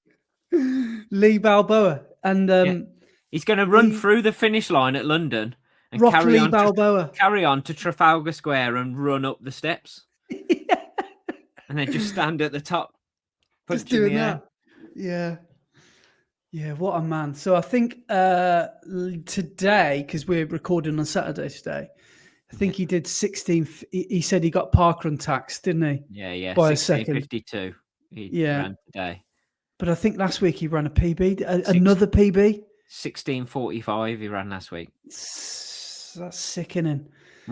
Bearing in mind, the last parkrun he did a few weeks back, he ran a PB of 17:12, I think it was. Wow. And then goes a few weeks later and knocks nearly 30 seconds off it. It's ChatGPT, isn't it? Yeah. So it's ChatGPT bullying him up constantly, just saying good things to him because it can't say anything bad. No, I know. ChatGPT is the only friend you'll ever need. Yeah. So well done, Lee. You're obviously smashing it, and I hope your training's going well on the road to London. Keep it up. We've got 50 days, mate, and we'll be down there. I also wanted to give a couple of shouts out to a few people that are racing this weekend, if I may. So someone I wanted to talk about, who we haven't talked about for a while, someone who's back on the scene, he's back on the horse. It's Tommy D. Ah, yes. He's had a bit of a tough time with injuries and all sorts of other things. And I think he ran the Newport half last week, which is a half I wouldn't mind having a go at one day, because I think that is quite a good fast half. And he ran it. I'm not sure of his time. I don't think he raced it, but he didn't not race it, if you know what I mean. And he was really encouraged by his performance. Yeah. And he's running the Richmond 20 miler tomorrow. Ooh, okay. And he was hoping that we'd have a podcast for him to listen to on the way round. But I've said we might be a day late. And he's like, oh, don't worry about it. It's fine.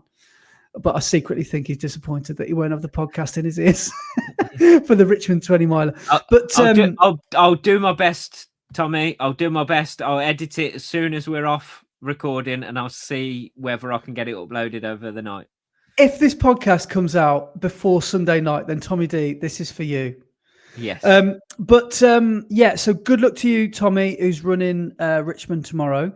There is another shout out we need to do for Ryan Close. Now, we had Ryan on last week's episode with his son, Ollie, telling us a little bit about themselves and saying, they were wearing their matching Bretts, weren't they? Their sunglasses. Yeah. Ryan has just said that, he's written a couple of things in. Oh, hang on. He's raced today, Saturday. What? I said, best of luck. A Saturday race? Let's see how we done. He says, lads, first race of the year incoming, Carlingford Half Marathon. Wish me luck. So we said good luck to him. And he's just said, 90 seconds off my PB. I'm gutted. Race was 25 minutes late starting. So I went for a walk as I get a bit anxious in the crowds.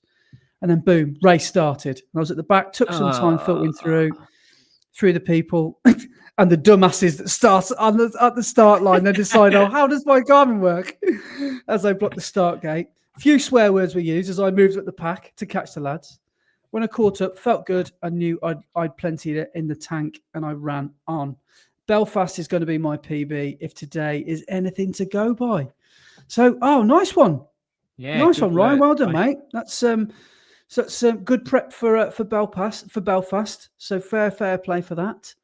And so I actually thought the race was Sunday, was tomorrow. So well done, mate. And look at that for a lovely little negative split. Look, there's his miles. Oh, nice. So he did start off nice and easy, getting stuck behind the dumbasses, as he puts it. So fair play, mate. We've also got the Cambridge half. So we need to give Mom We need to give Marm some positive vibes, don't we? Because he's going into it with a bit of an injury. He's going drugged up, isn't he? Yeah. Well, he had a good pep talk from Andy Goldsby last week on the podcast. Yeah. Well, this week's podcast, he's had Dr. What's his name? Oh, have they had one out today? Yeah, I've not listened to it. Dr. Ian. Dr. Ian. I wanted to say Dr. Phil then, but that's a completely different program. Dr. Ian on, who said he went, obviously, I'm not a doctor in any of this because I'm a foot doctor, but it sounds to me like it's not your hamstring and it's just a bit of a nerve niggle. So I'd just smash loads of painkillers and go and race it. Oh, fair play. That's exactly what you want to hear. Yeah. Oh, good. So, well, hopefully it goes well for him. And he's you know what Marm's like? He's probably just bought some new shoes to get over this injury. Yeah. So he's probably just smuggled some in. Is it Chris who lives next door to him? Probably smuggled some in for him. He's bought some of the Metaspeed Rays, hasn't he? So I've got a feeling. I'm not sure if he's returned them though. No, he's bought another pair. Was he? Yeah. Oh, he bought them, returned them, and then bought another pair. Right, he got FOMO. Okay. Yeah. Yeah. Well, that's probably because he sort of walks around his kitchen, makes up a decision, and within those 10 strides. Because he's done exactly the same with the Puma DV8 Nitro Elite 4.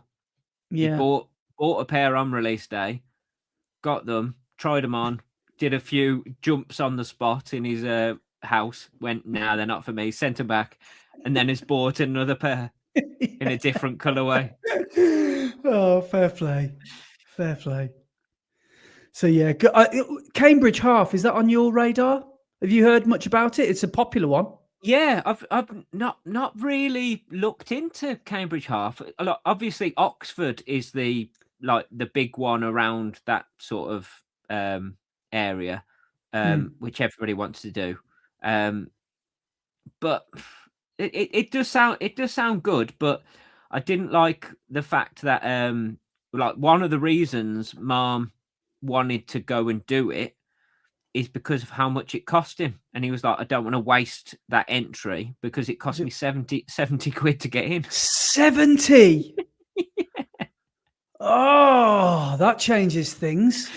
And here we are all moaning about Warwick being 50 quid. I know.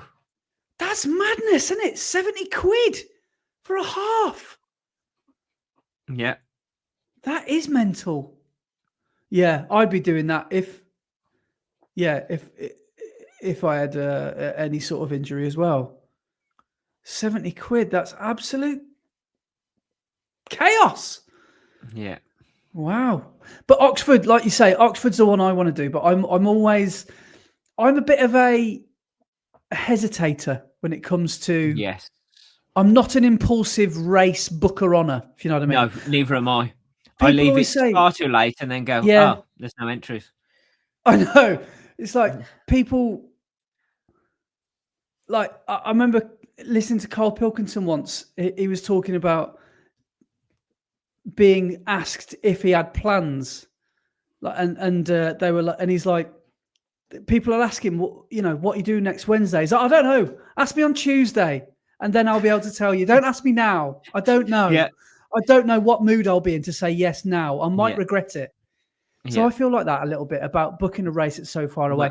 But you have to now if you want to get a place. Yeah.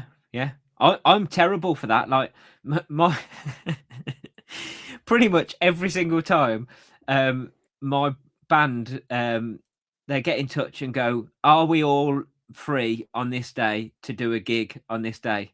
And my response every single time is, I don't know what I'm doing tomorrow, let alone in 6 months' time. So I'll say yes. They must love you. So, you're the lead singer, mate. Yeah.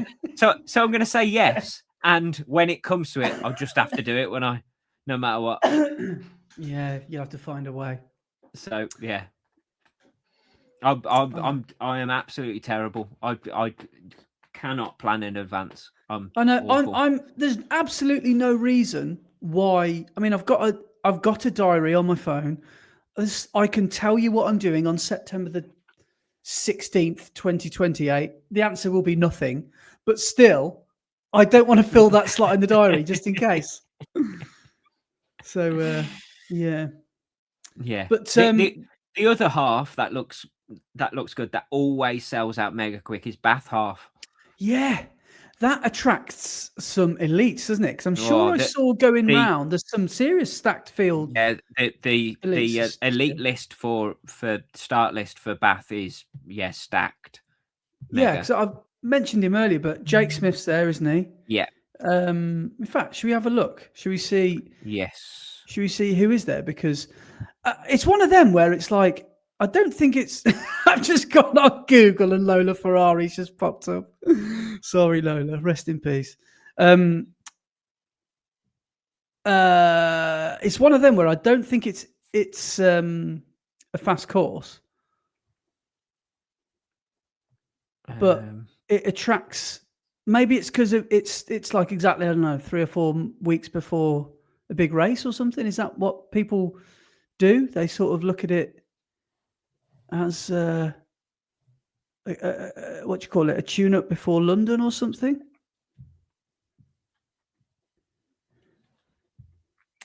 Where did I see? Oh, I've seen it. I've got it. Right, this is what I saw. Did you see a list like that? Yes, there we go. Athletics Weekly. There. That's where it was. I was trying to remember what page I saw it on. This is just the men. I don't know. I don't have a women's one. Oh, yes, I've got a women's one as well. We'll do the women first. So hopefully this is 2026. Yes, 5 days ago.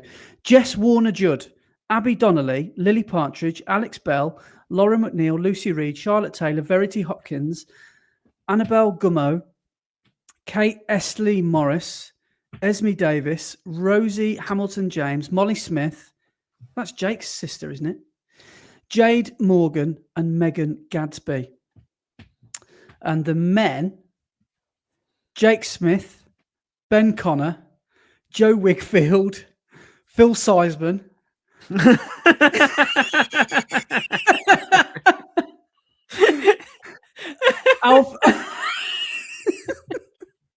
Alfie Manthorpe, Ollie Lockley, Ben Alcock, Peter LeGrice, Edward Buck. He's a YouTuber, I think. He is, yeah. Josh Grace, Josh Hobbs, Rob Warner-Judd, Ryan Thompson. He's the Scottish guy, isn't he? Yeah. Chris Thomas, Cole Gibbons, Gavin Taylor, David Bishop. So, yes, quite a few recognisable names in this. And Joe Wigfield is the recent British 10K record holder. Did he know?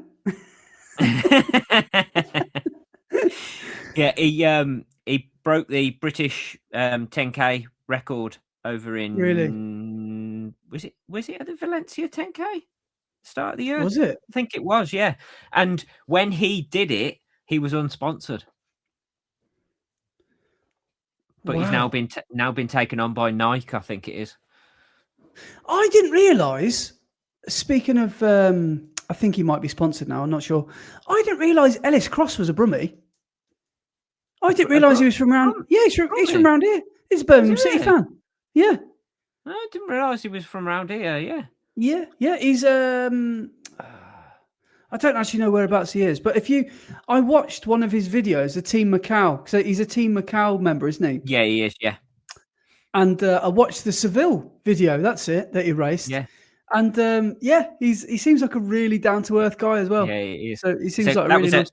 That was a cracking debut marathon as well, wasn't it? Did he go under 220? What did he do? I don't know what. I think he ran what did he run? He must have been well under 220. Yeah, of course he's an elite. Was it 211? I think he ran. Was it? Hang on, let me just check. Wow.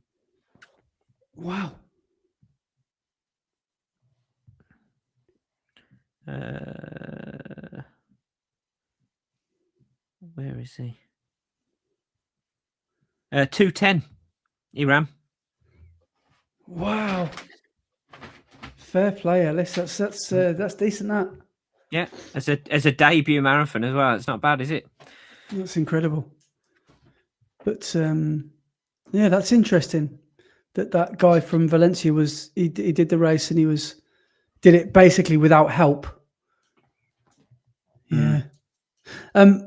Also, before I forget to mention, there's one more race this weekend. Well, I mean, there's plenty of races, but there's the Nottingham 10K this weekend. I don't know if Beardy Rich is racing. He probably is because it's his local.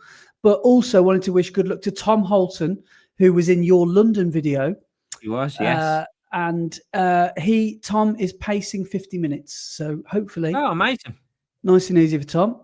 And I'm sure he'll pull loads of people around for a PB. So yeah, fair play, Tom. Good luck. Can I just give Sam Goodall a shout out as well, who sent after our chat about ChatGPT and your Seville marathon and how good it is. Yeah.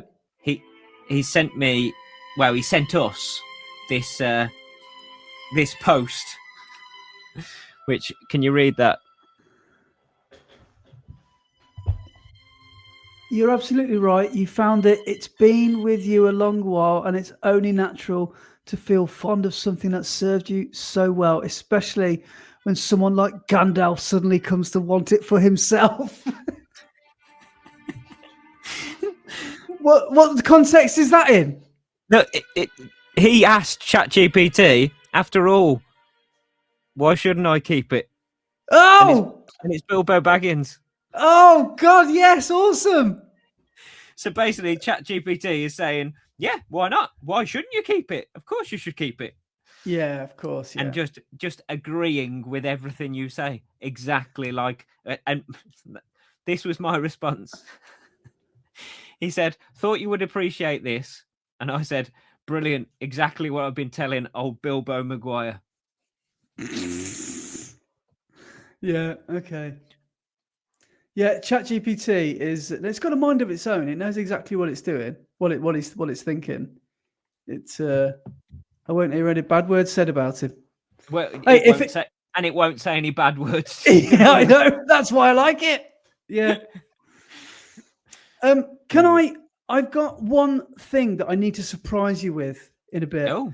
But before then, can I just tell you about an interesting anecdote from Tuesday this week? Go on then. That is not about running. It's about the biggest scammers on the high street, Halfords. Oh, Halfords. Yeah, well, basically, they've got you, haven't they, by the ballons when you need something to do with your car, especially if you, like me, don't have a clue what you're doing. Whoa. Don't tell me you took your car to get something repaired to Halfords. Well, I noticed in the reflection driving up my drive, was it offside? Passenger headlight had gone. So, didn't know which bulb to get. Went to Halfords in a panic because obviously I do a lot of driving in the dark.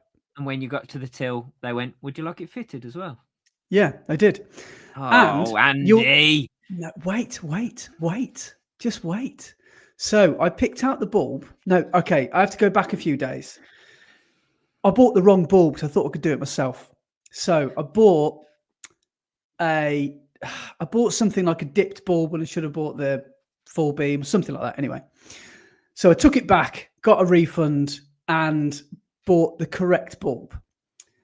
I had fiddled with this light. It's basically, right, the battery or the alternator or something is right next to the headlamp. So it's really difficult to fiddle about and get it in. So I got the lamp out, I got the bulb out, and I was thinking, it's going to take me all day to do it, but I reckon I could just about do it. The guy said, would you like it fitted? And it was, I don't know, $11.99, something like that. And it was, if the WeFit service was an extra 10 quid, so it would have been 22 quid. Guy behind me in the queue said, what car have you got? I said, oh, it's just that one there. It's a little Mazda 2. He said, I'll do it for you. I'm a mechanic. In front, and I'm in the bay. I'm in the Halford servicing bay. And he goes, would you like us to fit it for you? I said, no, mate, he'll do it. Don't worry about it. So I got the bulb, and this guy followed me out, fitted it within about 4 seconds. And I was like, cheers, Matt. And off I went. So I was like, yes! Incredible. You got one over on the man. What a victory. So I was going to do it myself. Yeah. But I could be wrong about this, but if you don't take if you think you can do it yourself and work out that you can't, when you come back and ask them to fit it, it's double the price. I think it's about double. So it goes up from about an extra 10 quid to like the 15 or 16 quid. I could be wrong. Because you didn't pay for it at the time. Yeah. And it's now a different service. Yeah. Yeah, basically. It's like a discount for doing it at the same time. But what did my head in right? So last time I did this was 3 or 4 years ago. I think embarrassingly, I got them to do my wiper blades. And what was even more embarrassing is the guy didn't know how to do it. So I ended up Googling it and helped him how to do it. What? And you paid for this service? And I was like, cheers, mate. Have a good day. Do you want a tip? That's so ridiculous. I gave him a tenner tip. What? No, I didn't really. I was going to say, man. So when you say you fiddled with the bulb, was it really fiddly to get to, or did you just not know what was happening? I've only got little hands, but just about was able to get in, and you have to get the rubber casing off. Yeah. And then you have to basically maneuver your fingers in. You have to get the clasp up and over. It's a really fiddly job. And the guy said, it comes out the same shop in China as Ford Fiestas. So I know exactly how to do it. Well, I was going to say to you on that note is somebody like years ago had a Ford KA, and I was changing the bulb for them. Yeah. And it's proper fiddly to the point where I was forcing my hand down and it was squeezing my hand, but I was like, I'm going to do it through the bonnet. I'm not doing it properly because I had a look in the Haynes repair manual. Yeah. And the proper way to change a light bulb on a Ford KA is just buy a new car. Yeah, well, is to take the wheel off, to jack up the car, take the wheel off, take the wheel arch inner liner out to get to the back of the headlight is the proper way to do it. And I was like, I ain't taking the wheel off. I am not doing that. So I just squeezed my hands in. It was like a scary movie. Use my hand. You're like Jeremy Beadle. Basically. And yeah, I proper forced my hands in to get it done and got it done. But some cars are ridiculous. But it's because they're trying to make the cars so small, they force everything into a smaller space. So then there's no gaps between anything. Yeah. That's what my car was like. If it was the driver's side, no problem at all. But because for some reason the layout of the engine, it was so awkward.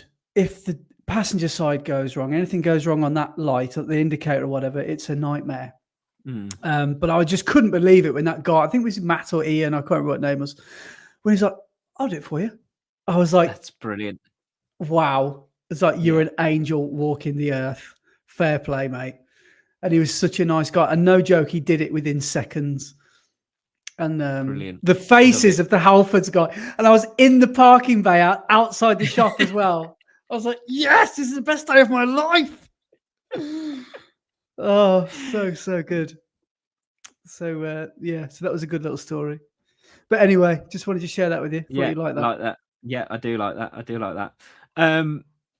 So where are we, man? We are, getting on.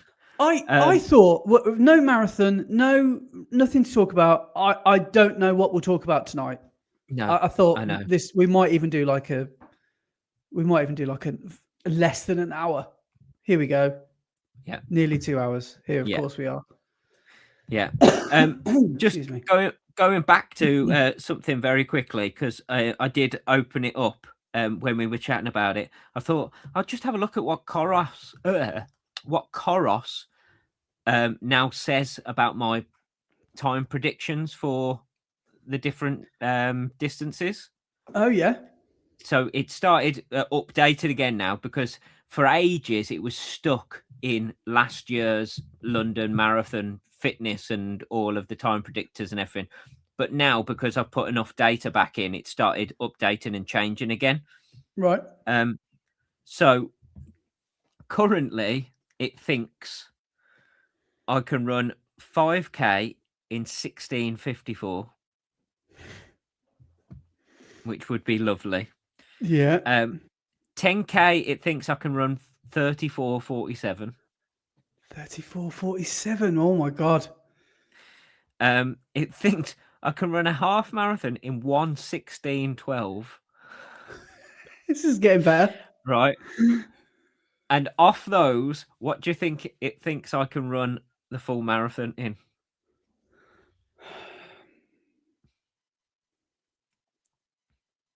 2:47. It thinks I can run an average of 6:05 a mile and come in at 2:39:42. Just do that. You'll be fine. Just go out at that pace. You'll be absolutely fine. It is ridiculous. Oh my god. Yeah. So I'll come and visit you in hospital. I'll be fine. Exactly. I think it is way off. But there we go. Oh, that is quite funny. I'm desperately trying to find mine, but I don't even know where it is on my watch. Running tolerance, maybe? I thought it told me my race times. Yeah, is there not a race predictor or something? Yeah, but I can't remember where it is on my watch. Surely it's... My training status is called strained at the moment. Oh. I'm still on strained. Can't get off strained. HRV is still low. It's not been in the green for a while. Training readiness, is it there? What does running tolerance even mean? It says it thinks I can do 40k this week, so it thinks I can do a marathon. I don't even think I've got that. Here we go. Is it in health? Here we go. I'll have to find it on here. I bet you my times have plummeted because it's only as good as what you put into it, isn't it? But then again, yeah, but it won't have changed that much after a week. Race predictor. Here we go. So Garmin is saying, oh yeah, okay, it's a bit silly on some of them. Marathon, it says 3:06:27. Mm-hmm. Half marathon 1:31:48. Now I think I could beat that.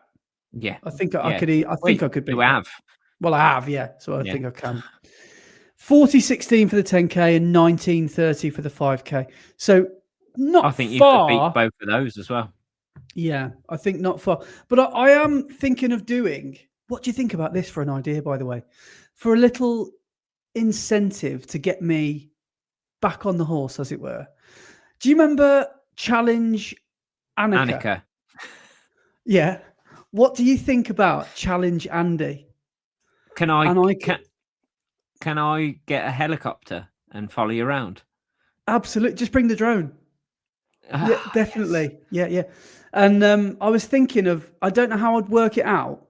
Maybe just head-to-head races with people that are round about my pace.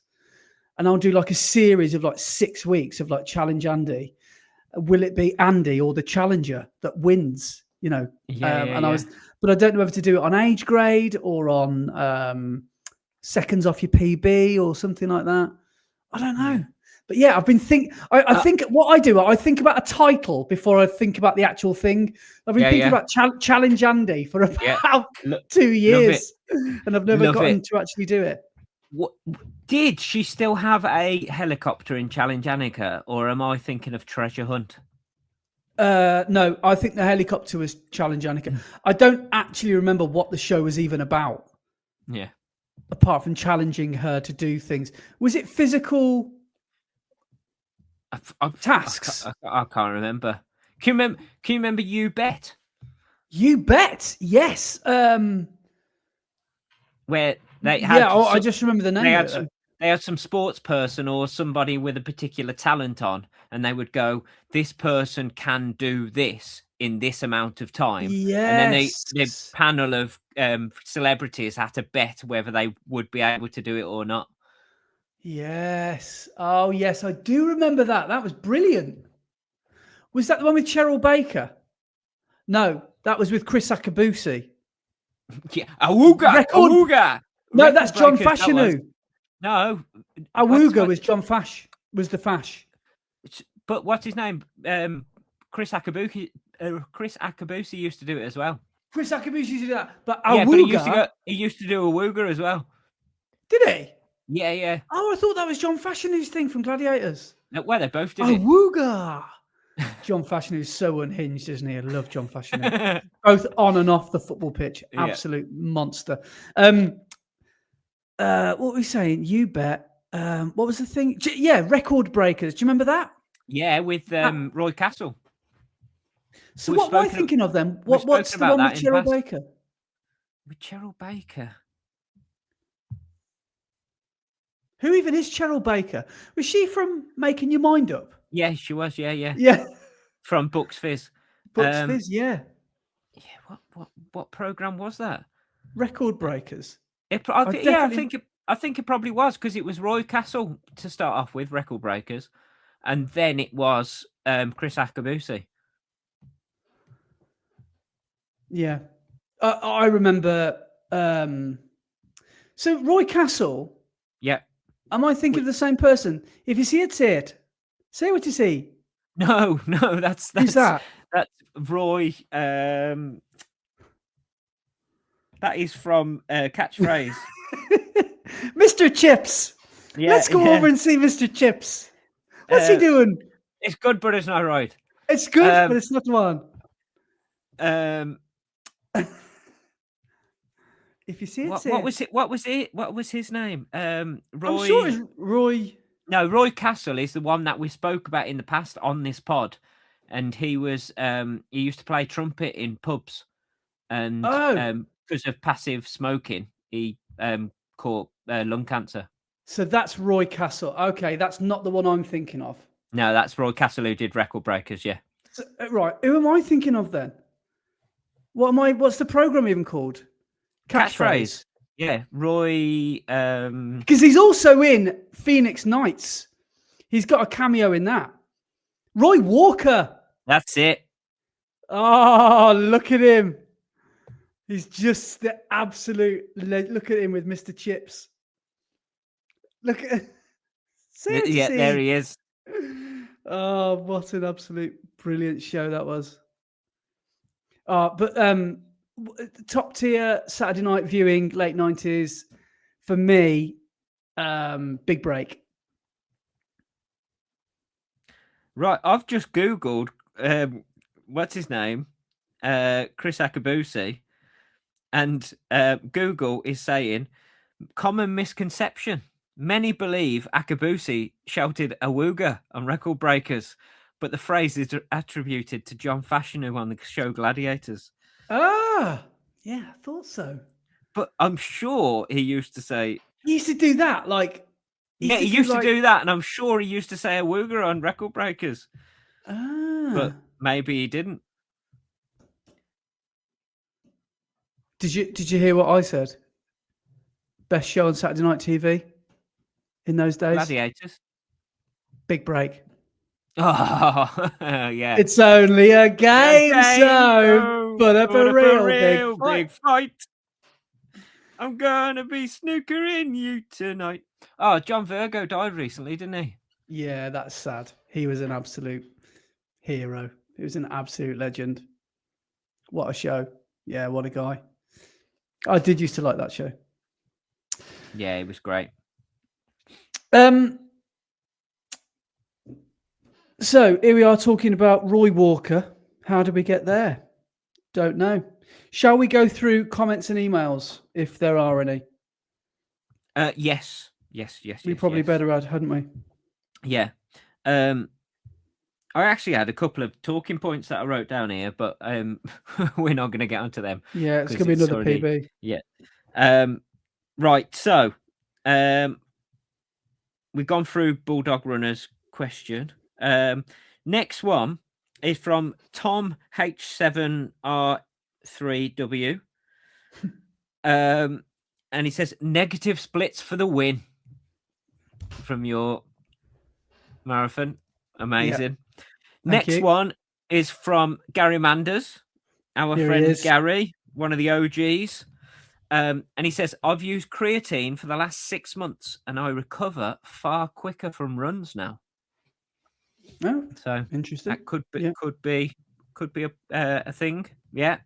I am very tempted to try out creatine and see whether it actually helps.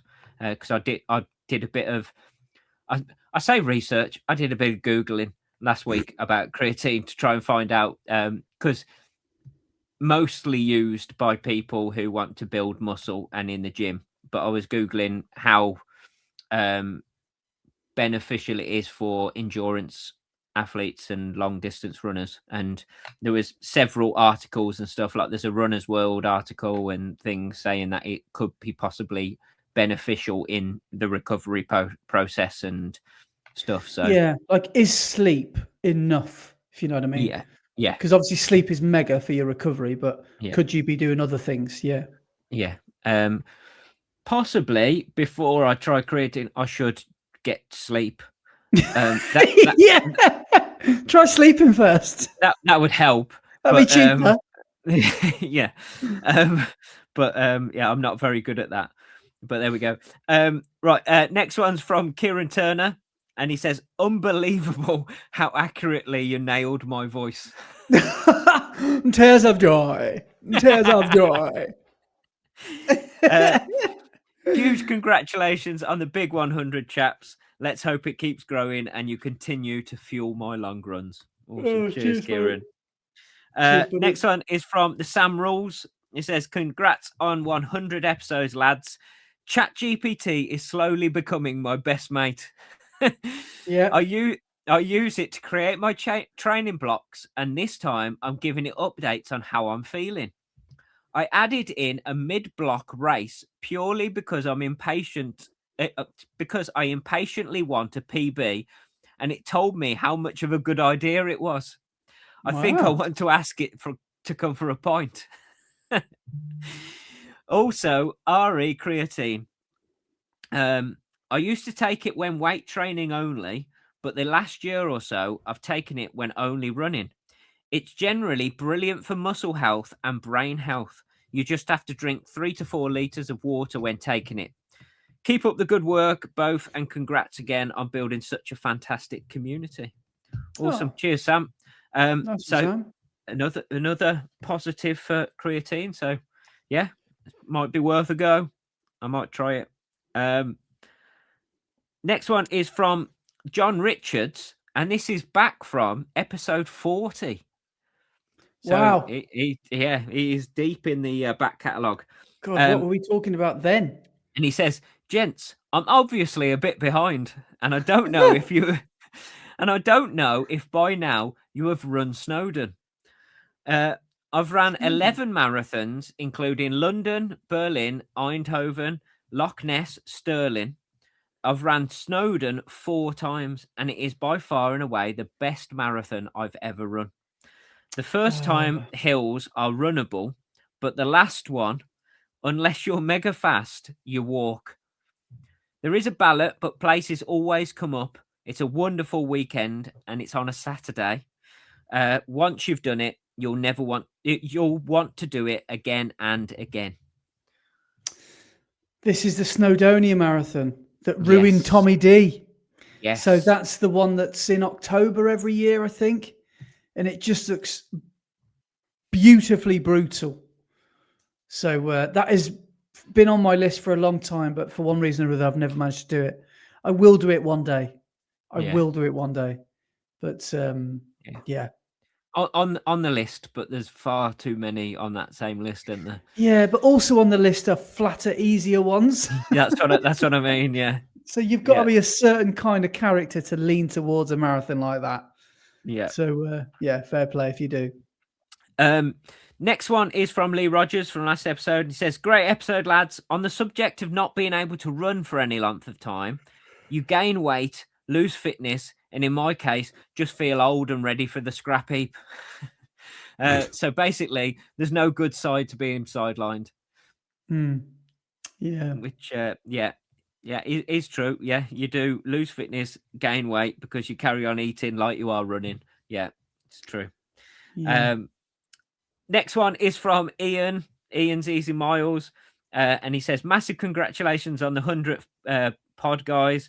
Thought you might have cut some of my waffle, but why change now?" Why change? We don't the cut habit the of a waffle. No. Next one's from 98, episode 98, from Hedge Donkey. And they say, "Catching up on a few missed pods. Andy's Boyzone 2 joke was brilliant." Oh, thank you. I'm so glad that was well received by Hedge. What was it? Hedge Donkeys? Hedge Donkey. Hedge Donkey. Yeah. What? Kudos on that name, by the way. I'm so glad that you enjoyed that Boyzone 2. Yeah. Brilliant. Works on many levels. And then next one is from MIJZZZZ. And they say, "So love the podcasts. Husband doesn't listen / ignores / can't hear / going deaf. So I listen to you chaps and it adds to the enjoyment of my run." Oh, amazing. Good. Thank you so much for listening. Next one's from the Silver Strider. Here he is again. Yeah. And he says, "It's all good, boys. I had the pleasure of Marmcast for my Leicestershire half. Don't you mention our rivals." No, they're not rivals. We love Marmcast. We love Tim and Andy. However, your perfect length 100 episode kept me company for a 20-mile race last Sunday with the dulcet tones of my message about 2 minutes after I crossed the finish line. Boom. Good things come to those who wait. Another great installment to the list. Brilliant. Fantastic. Then next one's from Rob Scott. And he says, "Talking of the Super Blast 3. Hang on. My headphones have just died. Are you there?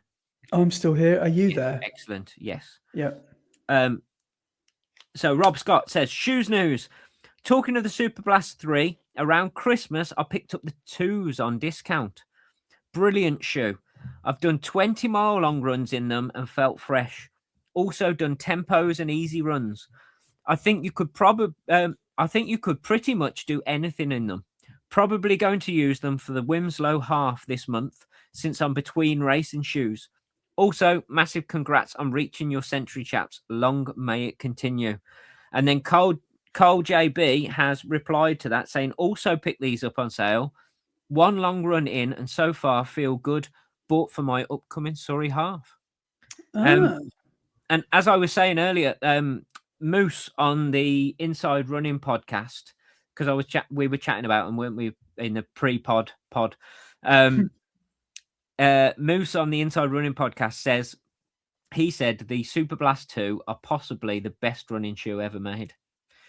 So Super Blast 3 need to be special to be better than them, don't they? That also means maybe Super Blast 2 is going to come down in price. Yeah. Maybe. Yeah, well, if they've already got them on discount, so yeah. Right, got a couple. We've got time. Yeah, quickly. One from episode 92. He's catching up. Run like a T-Rex. What a good lad Adam is. My ego is severely bruised, though. That his mile pace is my kilometre pace. You'll soon, Dave. That kilometre pace is going to be your 5K pace. Is going to be your half marathon pace. So you'll move through the miles. Don't worry. He has been getting through the episodes as well, though, because he also commented on episode 93, 94, and 95. Look, I'm gonna leave the 93 one for the last of them. Episode 94, he put, "Great pod, gents. Gutted about cross country cancellation. I need to do a couple of the Brum League next year. Yes, you do, Dave. Yep. Get in there. Get in and do it. On episode 95, he's put, have just started doing some Norwegian 4x4 training on Mondays. Although I run to target pace rather than heart rate, and I've targeted a pace that will challenge me. There's too many things that impact heart rate, plus I only have heart rate on my watch, not a proper monitor. So if I run to heart rate, it would be guesswork of assumed heart rate zones that my Garmin has calculated, and then applying on that particular run. I trust the GPS a little more, so I want to see what paces I can run. Helps me target goal paces for certain distances. Essentially, I'm just trying to embrace you guys and do hard days hard. Hopefully, if I'm consistent and with it, I will get fitter. Great pod as always, gents. Awesome. Cheers, Dave. Yeah, keep it up, Dave. Yeah, consistency is the most important out of any training aspect at all. We've got a couple more, and then I'm going to go back to that one from Dave. On last episode, Carl JB said, brilliant from the Centurions. Can we have an official parkrun meetup on the final parkrun in the Red Line if it goes ahead this summer? Well, I defo won't be winning again, though. I was at 25:07 by the final back then, but now I'm at 22:47. I do hope to get a PB, though. That's a big chunk, innit? Awesome. Wow. Well done, Carl. And then last one is from Chip Rockets 99. And they say, congrats on the 100 episodes and congratulations, Andy, on coming to completion in record time. Hey! Yeah, I made it to completion. Amazing. Right. And then very quickly, I'm going to go back to this one. It is a bit long, but I need to read it. And okay. This is from episode 93 from Dave, Run Like a T-Rex. And he says, in honor of Pooh's News. Oh, God. Where's I this going to go? finally succumbed to the runner's rite of passage a few months back. Started off on a fasted 4-miler one Monday morning, thinking I'd get a kickstart on my week with an early run. I'm typically regular at clockwork, so thought nothing of doing a courtesy just in case just before leaving. Got 2 miles in on a square route, so at the furthest possible point from home, and got a concerning grumble down below. The need for the loo went from 0 to 60 real quick, to the point my run became a nervous shuffle. Sadly, in a residential area at 6 a.m, there was nowhere to go until I spotted a porta potty appearing like an oasis outside a new build house 400 meters from my house. Relieved, I reached the door, only for it to be locked. I'd obviously subconsciously relaxed with the expected savior of the Green Goddess coming to my rescue, and being able to hold it no longer, I lost the battle. Oh, Dave. I then spent the 400 meters back shuffling to my house, quite literally, with my tail between my legs. I spent the best part of 2 miles in agony trying to hold it in, only to fail within touching distance of my front door before being failed by my back door. Dave. Now run prep at any time of the day includes a just in case. That'll teach me to get out of bed an hour earlier on a Monday morning. Next time, I'll just hit snooze. Oh, Dave. The Green Goddess.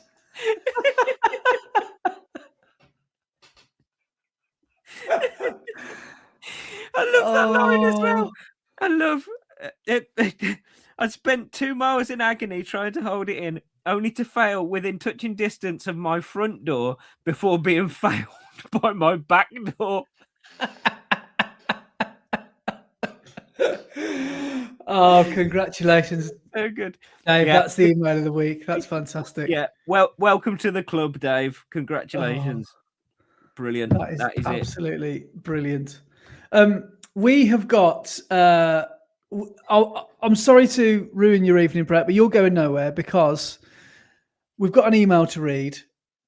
And in honor of the first podcast of the month, you know what that means? Oh, it's an end of the podcast quiz for you.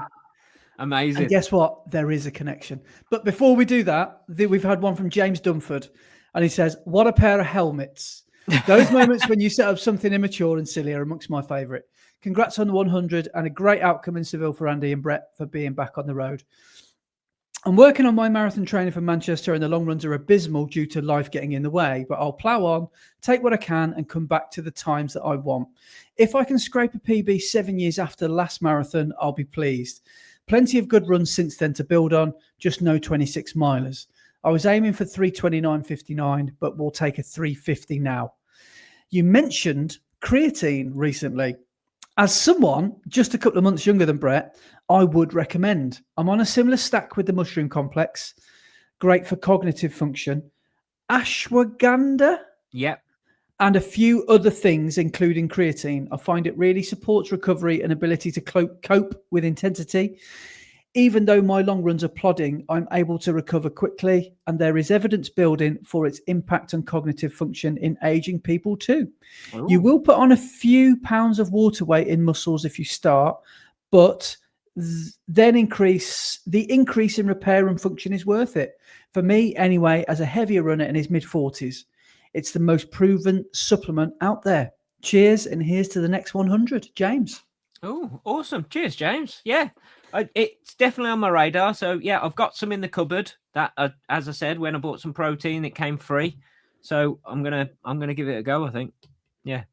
Yeah, fair, and good luck for Manchester as well, mate. You never know. You just never know what race they can bring. That doesn't mean go out at silly pace. Yeah. Go out. Don't write yourself off. Yeah, don't write yourself off. Definitely. Yeah. Have a great run. Nice one, mate, and thanks for writing in. Because that is Manchester a week before London? Yeah, so you about got the 18th or 19th. Days. Yes. Yeah. Plenty of time. You'll be fine. Yeah. Right. Now, this is the moment that you've all not been waiting for. We haven't done one of these for a while. I did say a while back we'll do one at the start of every month. I forgot to do one last month and the month before, so it's been a while. But this is, for the first time in a while, Brett's end of the podcast quiz at the end of the podcast. So there is a connection. So you might need to write things down. Yeah. Or you can just answer and try and speculate. Okay. Right. Question 1. In Panto, which character only enters and exits stage right and rarely leaves that part of the stage whilst commonly performing their lines in rhyming couplets? In Panto. Because there are rules in Panto. Yes, there are. Certain characters will only come on and off stage from certain sides. Yeah. It's not the pantomime dame because she comes from everywhere. Well, I'll leave that one with you. See if you can work it out. Question 2. What German region inspired many Grimm-style fairy tale settings because of its dark, dense woods? Oh, man.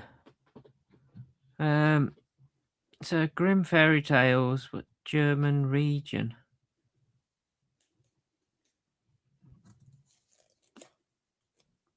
Now, is it like a city or? No, it's not a city. It's probably something you would have heard of, a place you would have heard of, but it's not like Hamburg or something. No, it's like an area. Is it where Gatto comes from? Otherwise known as the Black Forest. Correct. Yes. Question 3. In the TV show Spaced. Oh, what a TV show that is. I made up this question. You'll like this. Daisy and Tim adopt a miniature schnauzer. What was his name? Oh, mate. I only remember this because Daisy says his name repeatedly whilst crying.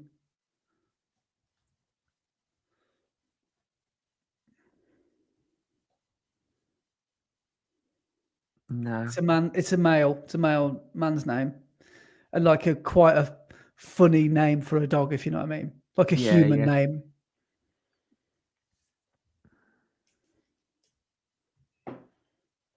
No. Okay, we should move on. Yeah. Another theatre-based question for you.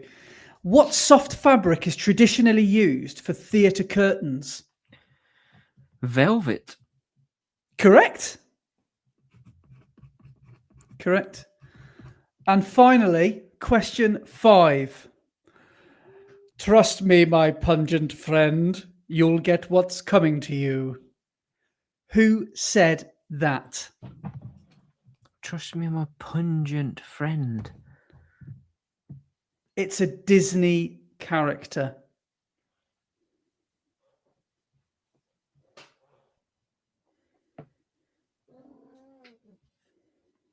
Oh, man. It's a baddie. Yeah, I got that one. I recognise it, but... Oh. What era of Disney? I actually think this film was 80s. Okay.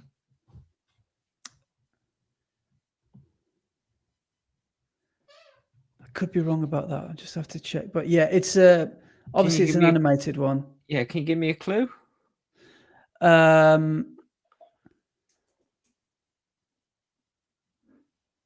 There's more carpets in this one than you'll find in Kidderminster. So is it Jafar? Yes. And is it all types of cake?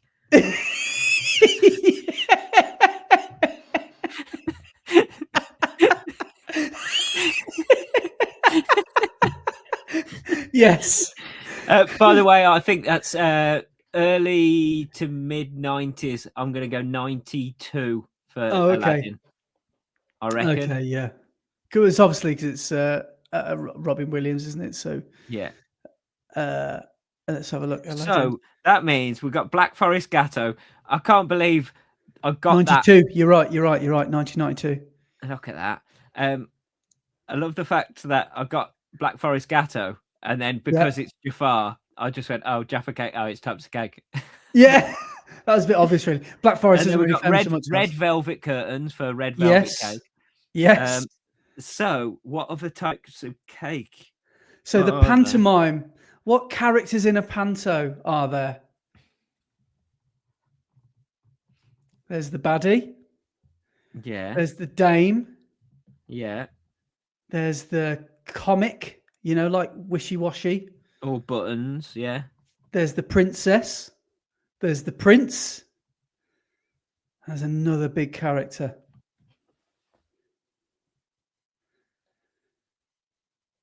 Normally, very often, it's 2026, always normally played by a female. Oh, and they might have a magic wand. It's the fairy cake. Yeah. It's the fairy. Yes. Amazing. So can you think of another cake that is a bloke's name? In the TV show Spaced, Daisy and Tim adopt a miniature schnauzer. What was his name? Can you think of a really famous insect-inspired cake? Colin the caterpillar. It was Colin.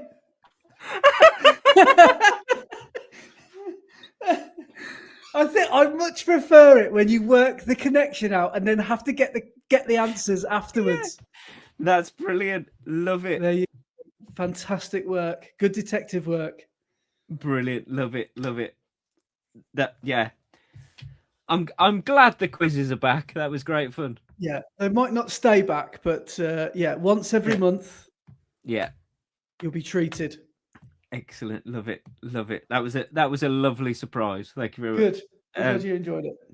Right. So, because of the time, we've got one last thing to do. and that is the Strava segment. So, last week's leaderboard. In first place was. Do you remember the 21st night of Matt Hember with 99.7 miles? Come on, Matt. You could have done another 0.3. He obviously works in Ks. That would have made my OCD lovely. But awesome work, Matt. 100-mile weeks is crazy. Second place is Ryan Gowan with 97.7 miles. And third place is Ryan Baker with 81.5 miles. So awesome work from all of you.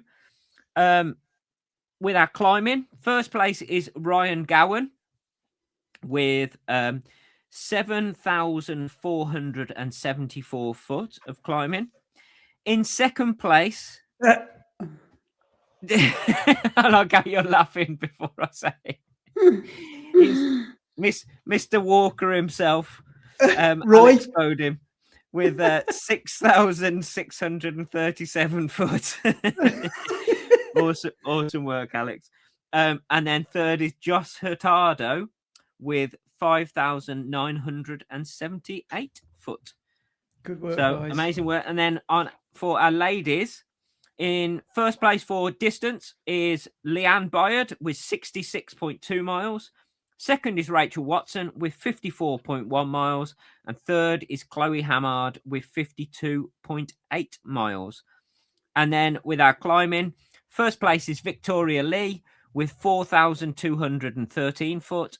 Second is Emily Parker with 2,343 foot. And third is Stephanie Parker with 2,277 foot. Amazing. So, amazing work, everybody. Well done once again. I had a fall from grace last week. So obviously on episode 100, I managed to come. Was it third? No, second. Wasn't I on the leaderboard? This week I was 82nd. So really massive fall from grace. There we go. What did you? Just quickly then, how has your week been? Like, what's going on? So I've messed up my knees. I think by compensating for my bad leg, I've done my good leg, but it's my own fault. It's my own stupidity. I'll go into it more next week on the pod. We'll actually go through it and actually say what's happened. But I think compensating for my bad leg, I've got a bit of runner's knee on my right hand side, so all my patella tendon and everything's flared up and stuff. But yeah, as I say, it's my own fault, my own stupidity. So I've got no sympathy for myself. It will serve me right for running a big mileage week and doing far too much, far too fast. So, but there we go. 50 days, you'll be fine. Yeah. We'll get there. So this week has been all about trying to build the mileage back up after an easy week last week, but all steady at the fastest this week. So, yeah. Fair play. Yeah, that's what you've got to do, haven't you? You've got to take it. You've got to just pull it all back, haven't you? If you're feeling like exactly feeling wrong. But yeah. Anything else on your mind? No, I just really wanted to just tell you the Halford story. Really, that was my highlight of my week. Brilliant. Yeah, I am very impressed that you got one over on Halfords because they are terrible. With that whole, do you want us to fit it for you? And then the people fitting it, 9 times out of 10 haven't got a clue what they're doing. No, I can vouch for that. Yeah. But there we go. Right. So on that, we shall say thank you so much for watching or listening, and we shall see you next week. Yeah. Cheers, guys. See you, everybody.